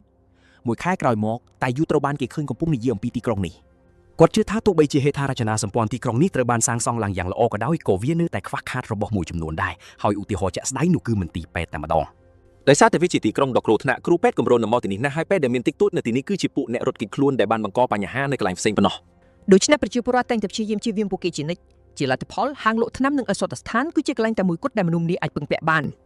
ដោយសាររឿងនេះឱសថការីនៅក្នុងទីក្រុងត្រូវបានអនុញ្ញាតឲ្យចេញវេជ្ជបញ្ជាហើយពួកគេអាចចេញវេជ្ជបញ្ជាឬលក់ថ្នាំដែលត្រូវបានអនុម័តដោយស្ថាប័នសុខាភិបាលរបស់ចក្រភពឬគណៈកម្មាធិការស្វ័យយ័តដោយសារតែអញ្ចឹងអាជីវកម្មនៅទីនេះគឺកំពុងដំណើរការយ៉ាងរលូនហើយវាថែមទាំងមានសុវត្ថិភាពជាងមុនក្នុងការទិញថ្នាំដែលមានការទទួលស្គាល់ជាជាងពឹងផ្អែកលើមន្ទីរពេទ្យដែលមិនអាចទុកចិត្តបាននេះហើយជាមូលហេតុដែលតាយូបានបង្កើតថ្នាំបន្សាបសម្រាប់មូសខ្លា3ឆ្នូតខ្លាយពូជហើយគាត់មកទីនេះក៏ដើម្បីលក់វាដែរតាយូបានចំណាយពេល1ខែកន្លងមកនេះធ្វើការជាអ្នកសែងអីវ៉ាន់នៅពេលថ្ងៃដើម្បីរកលុយនិងដើរប្រមូលគ្រឿងផ្សំនៅពេលដែលគាត់ទំនេរលើពេលនេះគាត់ក៏បានហាត់គុណនៅពេលយប់ផងដែរព្រោះមនុស្សម្នាក់ត្រូវការការគ្រប់គ្រងដ៏ល្អិតល្អន់ដើម្បីអាចផ្សំថ្នាំបន្សាបនេះបានវាជារឿងចាំបាច់ណាស់ដែលគាត់ត្រូវតែហាត់ឲ្យដល់កម្រិតផ្កាយ3នៃក្បាច់គុណវិញ្ញាណ2ដោយសារការព្យាយាមនេះគាត់អាចធ្វើវាបានសម្រេចហើយគាត់មានទំនុកចិត្តថាគាត់នឹងមិនត្រូវគេធ្វើបាបផ្ដេសផ្ដាស់ទៀតនោះទេម្យ៉ាងវិញទៀតប្រសិនបើកិច្ចព្រមព្រៀងដែលគាត់កំពុងធ្វើនេះទទួលបានជោគជ័យគាត់ក៏មិនចាំបាច់ត្រូវបារម្ភពីរឿងលុយកាក់ទៀតដែរតែអូមានចំណឿចិត្តថាទីបំផុតគាត់បានរកឃើញផ្លូវដើម្បីក្លាយជាអ្នកមានហើយគិតត្រឹមនេះគាត់ក៏បានដើរចូលទៅក្នុងហាងលក់ថ្នាំមួយដែលមានឈ្មោះថាហាងលក់ថ្នាំរបស់ Beck គាត់ដើរទៅរកអ្នកបម្រើការហើយគណៈពេលដែលនារីម្នាក់នោះកំពុងព្យាយាមប្រាប់គាត់ពីរៀបរាប់របស់ដែលមាននៅក្នុងហាងថាយូក៏បានកាត់សម្ដីរបស់នាងដោយប្រាប់នាងថាគាត់ចង់ជួបជាមួយម្ចាស់ហាងផ្ទាល់អ្នកបម្រើការមានការភ័ន្តច្រឡំនឹងរឿងនេះហើយតាយូក៏បានប្រាប់នាងថាគាត់មិនមែនមកទីនេះដើម្បីទិញអីវ៉ាន់ទេប៉ុន្តែគាត់មកដើម្បីលក់របស់ទៅវិញទេនារីនោះសើចចំអកឲ្យគាត់ប៉ុន្តែបន្ទាប់មកបរិមម្នាក់នៅខាងក្រោយបានហៅថាយូដោយបង្ហាញថាគាត់ជាម្ចាស់ហាងដែលមានឈ្មោះថាបេកហុងបន្ទាប់មកថាយូបានប្រាប់បេកថាគាត់មកទីនេះគឺដើម្បីលក់ថ្នាំដែលគាត់បានផ្សំឡើងដោយផ្ទាល់ដៃប៉ុន្តែបេកមិនសូវចាប់អារម្មណ៍នឹងរឿងនេះទេព្រោះគាត់គិតថាថាយូគ្រាន់តែជាអ្នកដើរលក់ថ្នាំធម្មតាម្នាក់ទៀតប៉ុណ្ណោះគាត់ប្រាប់ថាយូថាគាត់មិនចាប់អារម្មណ៍នឹងរបស់ដែលយកមកនោះទេហើយក៏ដេញគាត់ឲ្យចេញទៅក្រៅគាត់ប្រាប់តែឧថាប្រសិនបើគាត់ចង់រកលុយទីផ្សារការងារកម្មករគឺបើកចំហសម្រាប់គាត់ជានិច្ចពេលនោះថាយូក៏បានយកដបមួយចេញពីកាបូបរបស់គាត់ដោយបញ្ជាក់ថាវាជាថ្នាំបន្សាបពីស្មូខ្លា3ឆ្នូតដែលបានខ្លាយពូជនេះធ្វើឲ្យបេកចាប់អារម្មណ៍ភ្លាមហើយក៏សួរថាយូឲ្យនិយាយម្ដងទៀតថាយូបានប្រាប់គាត់យ៉ាងមានទំនុកចិត្តអំពីរបស់ដែលមាននៅក្នុងដបនោះហើយគាត់បញ្យល់ថាវាគឺជាថ្នាំសម្រាប់ផឹកលើពីនេះទៅទៀតវាថែមទាំងអាចផឹកការពារទុកមុនបានហើយប្រសិទ្ធភាពរបស់វាអាចទប់ទល់បានរហូតដល់ទៅ10ម៉ោងឯណោះបេកបានស្រែកដាក់តាយូដោយប្រាប់គាត់ឲ្យឈប់និយាយលេងសើចអំពីរឿងថ្នាំបន្សាបមុខខ្លានេះទៀតទៅ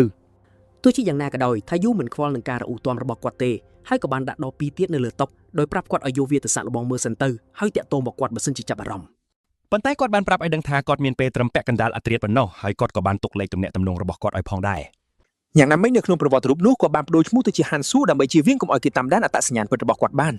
ពេលកំពុងដើរចេញពីហាងគាត់បានប្រាប់បេកថាគាត់នឹងយកផលិតផលនេះទៅលក់ឲ្យហាងផ្សេងប្រសិនបើគាត់មិនទទួលបានការតាក់ទងពីបេកតាមពេលវេលាដែលបានកំណត់ទុកទេនោះ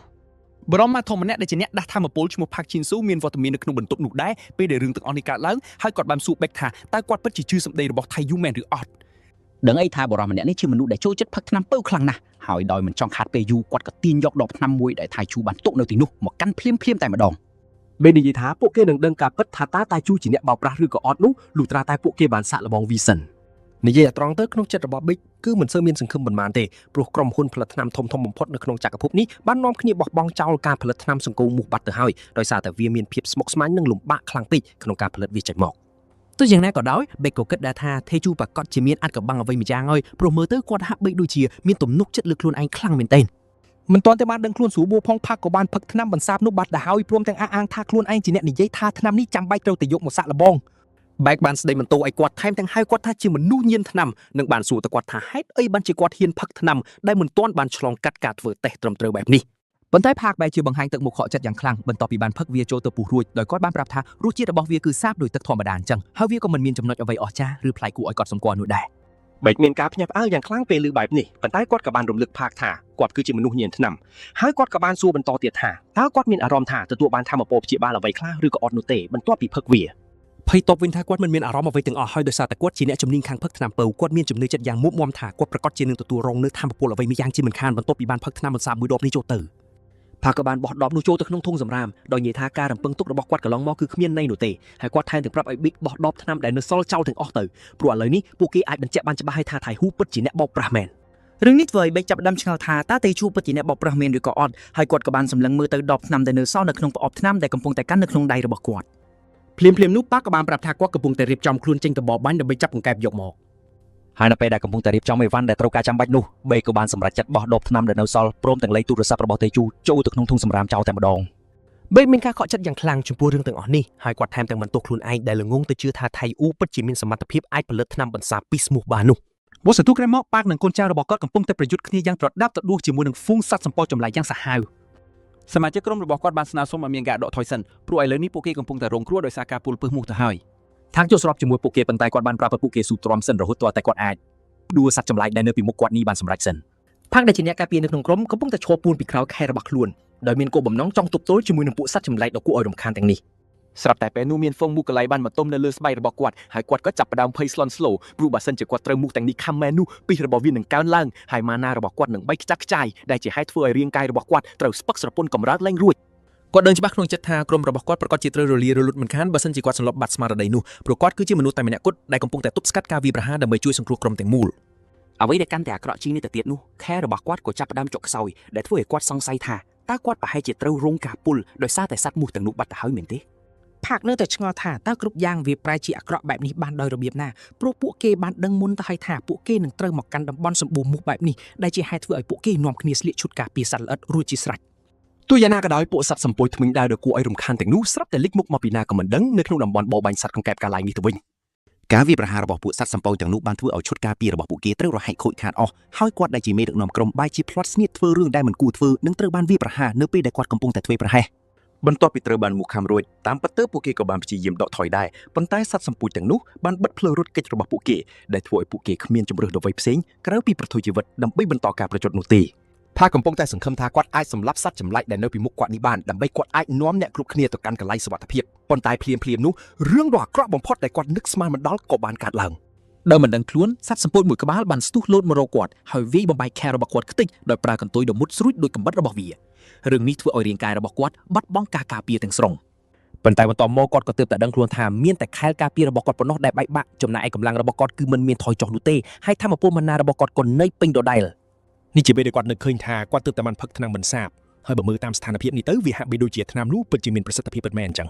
គាត់ក៏ប្រញាប់បោះបង់ចោលការគិតផ្ដេសផ្ដាស់ទាំងអស់ដើម្បីអាចផ្ដោតអារម្មណ៍បានពេញលេញព្រោះបើសិនជាថ្នាំបន្សាបនោះពិតជាមានប្រសិទ្ធភាពមែនគាត់ពិតជាមានឱកាសក្នុងការវាយបកត្រឡប់ទៅវិញមិនខានគាត់បានទាញដោតដ៏ធំរបស់គាត់ចេញមកហើយលុតសម្ដៅទៅរកសត្វសម្ពូចនោះដោយក្តីជឿជាក់យ៉ាងមុតមាំនៅយប់នោះផាក់បានប្រញាប់រត់យ៉ាងលឿនទៅកាន់ហាងលក់ថ្នាំរបស់ Beck ព្រមទាំងស្រែកហៅឈ្មោះ Beck យ៉ាងខ្លាំងហើយសួរថាតើថ្នាំបន្សាបដែលគាត់បានផឹកកាលពីព្រឹកមិញមានតម្លៃប៉ុន្មានព្រោះគាត់ចង់មកទិញវាទាំងអស់តែម្ដងមួយរយៈក្រោយមកថៃអ៊ូត្រូវបានគេឃើញកំពុងតែដើរកាត់កណ្ដាលផ្សារក្នុងទីក្រុងជាកន្លែងដែលគាត់បានឃើញតំណែងជាច្រើនត្រូវបានដាក់តាំងបង្ហាញយ៉ាងត្រៀបត្រា គាត់បានរស់នៅក្នុងទីក្រុងពូពេញមួយជីវិតទៅហើយការដែលបានឃើញទីផ្សារនៅក្នុងទីក្រុងគូរីបែបនេះពិតជាបានផ្លាស់ប្ដូរការគិតរបស់គាត់មែនថៃយូមានអារម្មណ៍ត្រេកអរយ៉ាងខ្លាំងដែលគាត់បានសម្រាប់ពេញមួយថ្ងៃព្រោះគាត់បានប្រើប្រាស់កម្លាំងហួសហេតុពេកនៅពេលដែលផ្សំថ្នាំបន្សាបនេះដោយសារតែគាត់ត្រូវស្រូបយកជាតិពុលជាច្រើនចូលទៅក្នុងខ្លួនដូច្នេះហើយគាត់ត្រូវតែសម្រាកសិនដើម្បីបន្សាបជាតិពុលអស់ទាំងនោះមួយរយៈសិនហើយមុនថ្ងៃនោះមកដល់គាត់ក៏បានចុះហត្ថលេខាលើកិច្ចសន្យាជាមួយបែករួចរាល់ហើយដែរបែកមានអារម្មណ៍រភើបយ៉ាងខ្លាំងនៅពេលដែលកំពុងរៀបចំចុះកិច្ចសន្យាដោយបានប្រាប់ថៃយូថាថ្នាំនេះនឹងជួយផ្លាស់ប្ដូរមុខមាត់ថ្មីនៃការបបបាញ់សត្វចម្លែកនៅលើភ្នំ Cherry ជាមិនខាន បែកស្ទើរតែលោកគេឆេងទៅហើយដោយសារតែមានការរំភើបខ្លាំងពេកហើយគាត់ថែមទាំងបានសារភាពថាគាត់ធ្លាប់បានហៅថៃយូថាមនុស្សឈួតទៀតផងនៅពេលដែលថៃយូបានយកថ្នាំបន្សាបនេះមកកាន់ហាងរបស់គាត់តាំងពីដំបូងនោះតែយូបានសួរក៏វិញថាតើគាត់ចង់មានន័យយ៉ាងម៉េចប៉ុន្តែបែកក៏បញ្ញាប់និយាយបន្លំហើយសួរទៅកាន់ថៃយូវិញថាតើគាត់មានស្តុកថ្នាំនេះចំនួនប៉ុន្មានដែរ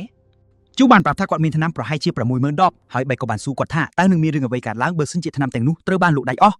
តែយូបានធានាអះអាងថាគាត់អាចផលិតវាបន្ថែមទៀតបានដោយមិនចាំបាច់ខាតពេលយូរនោះទេហើយបែកក៏បានហុចកិច្ចសន្យានោះទៅឲ្យតែយូដោយក្តីរំភើបញាប់ញ័របែកបានកំណត់ថ្លៃដើមផលិតជាផ្លូវការក្នុងតម្លៃ 110,000 សម្រាប់មួយដបដូច្នេះពួកគេអាចលក់វាក្នុងតម្លៃ 511,000 ហើយក្នុងនោះក៏មានលក្ខខណ្ឌដែលគាត់ត្រូវជាអ្នករៀបចំការអនុម័តថ្នាំនិងនីតិវិធីប៉ាតង់ទាំងអស់សម្រាប់ខៃអ៊ូផងដែរតែយូពិតជាមានការភ្ញាក់ផ្អើលយ៉ាងខ្លាំងពេលដែលបានឃើញបែបនេះព្រោះតាមពិតទៅថ្លៃដើមផលិតពិតប្រាកដគឺវាមានតម្លៃមិនដល់ 100 យួនផងក្នុងមួយដប ថៃអ៊ូបានទទួលស្គាល់ថាតម្លៃនេះពិតជាល្អមែនហើយគាត់ក៏បានប្រាប់បែកថាជាមួយនឹងចំនួនថ្នាំ 60000 ដបដែលគាត់មាននៅក្នុងដៃឥឡូវនេះវាអាចសរុបជាទឹកប្រាក់បានរហូតដល់ទៅ 3,000 លានមួយឯណោះបែកប្រាប់គាត់ថាត្រូវដកពន្ធ 10% ចេញដែលធ្វើឲ្យតម្លៃពេលនេះគឺ 2.7,000 លានតែយូកាន់តែភ្ញាក់ផ្អើលពេលដឹងថាពន្ធមានត្រឹម 10% នេះបញ្ជាក់ថាទីក្រុងនេះសេរីខ្លាំងប៉ុណ្ណាបន្ទាប់មកថៃយូស្នើវិធីផ្សេងមួយទៀតគាត់ប្រាប់បែកថានឹងផ្ដល់កងត្រាផ្ដាច់មុខរយៈពេល1ឆ្នាំព្រមទាំងផ្គត់ផ្គង់ថ្នាំបន្សាបក្នុងតម្លៃ 35,000 ក្នុងមួយដបបែកភ្ញាក់ផ្អើលយ៉ាងខ្លាំងពេលឮបែបនេះគាត់ប្រាប់ថៃយូថាមិនចាំបាច់លក់ថ្នាំបន្សាបក្នុងតម្លៃថោកពេកនោះទេ តែជួបប្រាប់បែកថាគាត់ឮគេនិយាយពីការបើកមណ្ឌលក្មេងកុព្រាពាក្យចចាមអារាមពេញទីក្រុងថាគាត់ជាឪពុករបស់ក្មេងៗទាំងនោះ គាត់ក៏ដឹងដែរថាប្រាក់ចំណេញពីហាងលក់ថ្នាំត្រូវបានយកទៅជួយក្មេងកំព្រាដូច្នេះគាត់គ្រាន់តែចង់ជួយសម្រាលបន្ទុកប៉ុណ្ណោះប៉ុន្តែជាការដោះដូរគាត់គ្រាន់តែចង់ឲ្យបែកផ្ដោះកន្លែងមួយសម្រាប់ផលិតថ្នាំបន្សាបនេះដោយក្តីរំភើបស្រក់ទឹកភ្នែកបែកបញ្ជាក់ប្រាប់ថៃអ៊ូថាគាត់មានកន្លែងដ៏ស័ក្តិសមបំផុតមួយបន្ទាប់មកអ្នកទាំងពីរក៏ចាប់ដៃនឹងចុះហត្ថលេខាលើកងត្រាក្រោយពីចុះកងត្រានឹងទទួលបានលុយកក់យ៉ាងច្រើនមកថៃយូសម្រេចចិត្តសម្រាកមួយថ្ងៃគាត់ធ្វើដំណើរទៅកាន់ផ្សារគូរីដ៏ល្បីល្បាញដើម្បីទិញសម្ភារៈមួយចំនួន ពេលតែយូកំពុងដើរតាមផ្សារបរោះទំពេកចម្លែកម្នាក់ឈ្មោះ Baldi ចូលមកសួរថាគាត់ត្រូវការអាវុធដែរទេតែយូឆ្ងល់យ៉ាងខ្លាំងហើយសួរទៅ Baldi ថាគាត់និយាយលេងឬមែនទេបរោះនោះឆ្លើយថាមែនហើយប្រាប់ថាហាងរបស់គាត់នៅជិតនេះទេគាត់ធានាថាតែយូអាចរកទិញគ្រប់យ៉ាងបាននៅទីនោះមិនតែប៉ុណ្ណោះគាត់សន្យាចុះតម្លៃឲ្យថៃយូទៀតផងព្រោះតែគាត់សង្ហាថៃយូមានអារម្មណ៍ព្រឺសម្បុរជាមួយបរោះនោះគាត់ប្រាប់គុំឲ្យខ្វល់ខ្វាយអីដោយបញ្ជាក់ថាគាត់មិនត្រូវការទិញអ្វីទាំងអស់ពេលគាត់បំរុងនឹងដើរចេញបរោះនោះក៏ចាប់ទាញគាត់ជាប់ជន់ចម្លែកនោះប្រាប់ឲ្យចូលមើលសិនក៏បានព្រោះការចូលមើលនេះគឺមិនអស់ប្រាក់នោះទេ គាត់បន្តនិយាយពីចម្លែកដូចជាឲ្យថៃយូទៅផ្ទះរបស់គាត់ដែលពេញទៅដោយក្តីសម័យនិងភាពរ៉ូមែនទិកចំណែកតែយូវិញកំពុងតែភ័យខ្លាំងបុរសនោះជាជាងដែកមែនប៉ុន្តែកម្លាំងចាប់ទាញរបស់គាត់ពិតជាខ្លាំងសាហាវណាស់គាត់ត្រូវបានបុរសនោះអូសទាញទាំងខ្លួនដល់កម្រិតផ្កាយ3ទៅហើយនេះធ្វើឲ្យគាត់សង្ស័យថាជននេះអាចជាកំពូលជាងដៃដ៏ចំណានបន្តិចក្រោយមកពួកគេមកដល់រោងជាងថេជូពិតជាភ្ញាក់ផ្អើលពេលឃើញអាវុធដ៏អស្ចារ្យនៅទីនោះគាត់សួរជាងថាតើលោកធ្វើវាខ្លួនឯងមែនទេហើយក៏បញ្ជាក់ថាពិតមែន ពេលបរិះនោះអូថាខ្លួនជាជាងល្អបំផុតក្នុងក្រុងតែជួក៏ប្រើភ្នែកសង្កេតការមើលអាវុធទាំងនោះគាត់ក៏ដឹងថាជននេះពិតជាមិនបានកុហកមែននេះធ្វើឲ្យគាត់ជឿជាក់ថាយើងពិតជាមិនអាចវាយតម្លៃមនុស្សតែសម្បកក្រៅបានឡើយ ដោយដឹងថាជាងនេះពិតជាមានស្នាដៃល្អគាត់ក៏យកกระดาษមកសន្លឹកមកបង្ហាញពីម៉ូដដែលគាត់ចង់បានរួចសួរថាអាចធ្វើ100ដើមបានទេ ជាងដែរពិនិត្យមើលទៅក៏ដឹងថាវាជាកាំបិត Hot Luxury ប៉ុន្តែគាត់គិតថាវាមានទំហំតូចពេកសម្រាប់ធ្វើជាកាំបិតគប់ គាត់សួរទៅជឿថាតើចង់ប្រើកំបិតនេះដោយខ្លួនឯងមែនទេ គាត់ក៏ប្រាប់ថៃជូថាកាំបិតនេះត្រូវតែធ្វើពីលោហៈ Monostel ទើបអាចបង្កការខូចខាតបានពេលគប់ចេញបន្ទាប់មកទេជូសួរថាអាចធ្វើវាបានទេជាងដែរឆ្លើយថាបានប៉ុន្តែគាត់បញ្ជាក់ថាវានឹងប្រើពេលយូរបន្តិចដោយសារខ្វះខាតវត្ថុធាតុដើមមួយចំនួន គាត់សួរថាអាចរងចាំបានទេតែយូក៏យល់ព្រមហើយសួរត្រឡប់ទៅវិញថាតើសរុបទាំងអស់ត្រូវអស់ប្រាក់ប្រមាណ ក្រោយពីកណនីរួចជាងដែរប្រាប់ថាតម្លៃសរុបគឺ250លាន ប៉ុន្តែក៏ប្រាប់តេជូថាថ្ងៃនេះគ្រាន់តែបងលុយកក់ចំនួន 10% សិនបានហើយ ទេជូដឹងថាវាថ្លៃតែតម្លៃនេះពិតជាកប់ពេកសម្រាប់អាវុធលាក់កាយប្រើម្ដងចោលចំនួន100ដើម បន្ទាប់មកទេជូប្រាប់ជាងដែរថាមិនបាច់បារម្ភទេដោយធានាថាគាត់នឹងបង់លុយសរុបទាំងអស់នៅកន្លែងនោះតែម្ដង គាត់ក៏ឲ្យអាស័យថាទៅជាងឲ្យប្រាប់ឲ្យផ្ញើអាវុធគំរូទី1មកពេលវាធ្វើរួច ក្រោយចេញពីរោងជាងបាយតាយូគិតថាគោលដៅបន្ទាប់គឺការទិញអាវុធក្រោះការពារខ្លួនដោយសារតែពេលនេះគាត់បានទិញអាវុធរួចរាល់ហើយ តែយូដឹងថាគាត់ត្រូវការសម្លៀកបំពាក់ដែលអាចដេហៅប៉ោជាប់បានដើម្បីងាយស្រួលដាក់ថ្នាំពុលនិងអាវុធលាក់កាយជាច្រើនតាមខ្លួនដូចទៅនឹងតាំងដែរ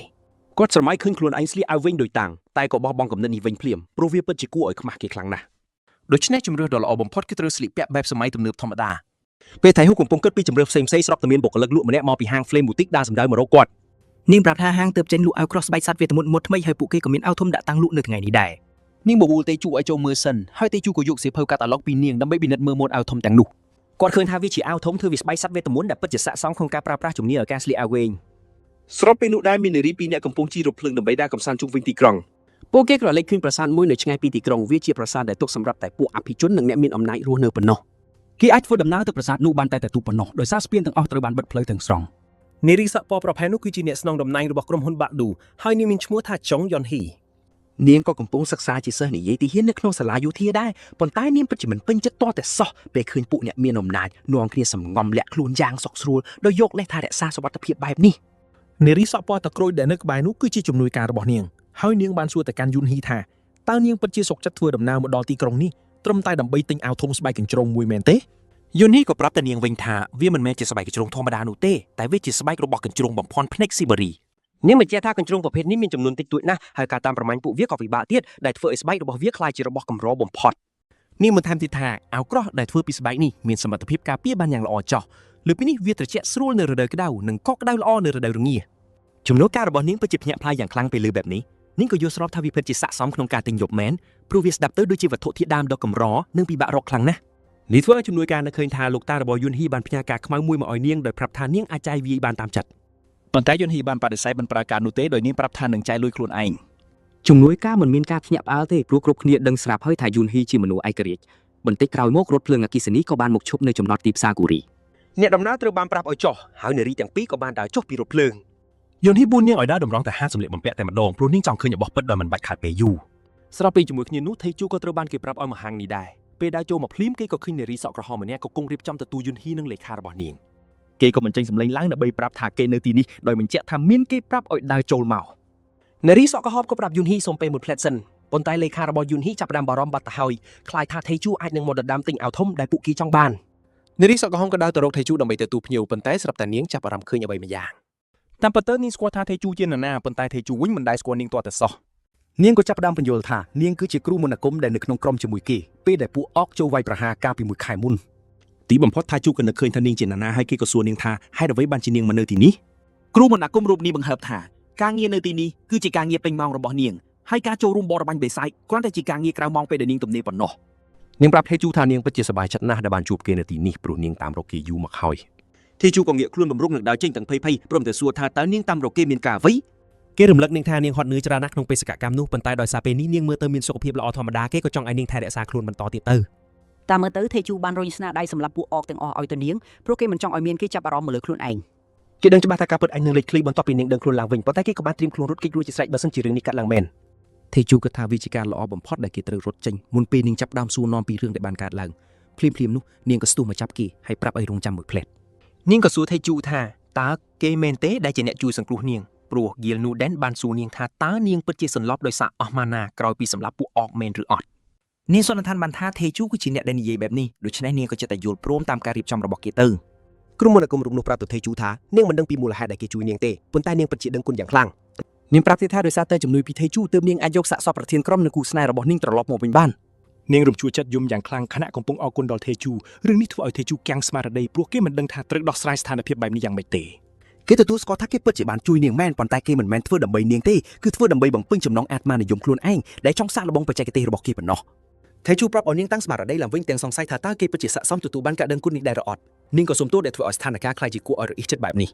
ស្រាប់តែពេលនោះលេខារបស់យុនហ៊ីបានសាយសួរទៅកាន់នាងថាតើនាងចង់ពជាពេលយុនហ៊ីដល់កាលណាទៀតនាងក៏ងាកទៅសុំទោសពួកគេវិញហើយស្រាប់តែលុតជង្គង់ចុះដល់ដីតែម្ដងនាងអោនក្បាលសុំទោសយុនហ៊ីយ៉ាងទទូចដែលប្រាប់ថានាងមិនអាចលូកអាវធំនោះឲ្យយុនហ៊ីបានទៀតទេ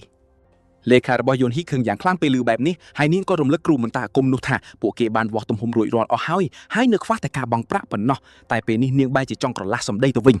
ញនាងក៏រៀបរាប់ពីការលំបាករបស់យុនហ៊ីដែលសុកចិត្តធ្វើដំណើរមកទីក្រុងដើម្បីតែអាវនេះនាងប្រាប់ថានាងពិតជាយល់ច្បាស់ពីការហត់នឿយដែលយុនហ៊ីបានជួបប្រទះប៉ុន្តែនាងក៏ប្រាប់ពួកគេថាអាវធំដែលពួកគេចង់ទិញនោះគឺជារបស់ដែលមានតម្លៃបំផុត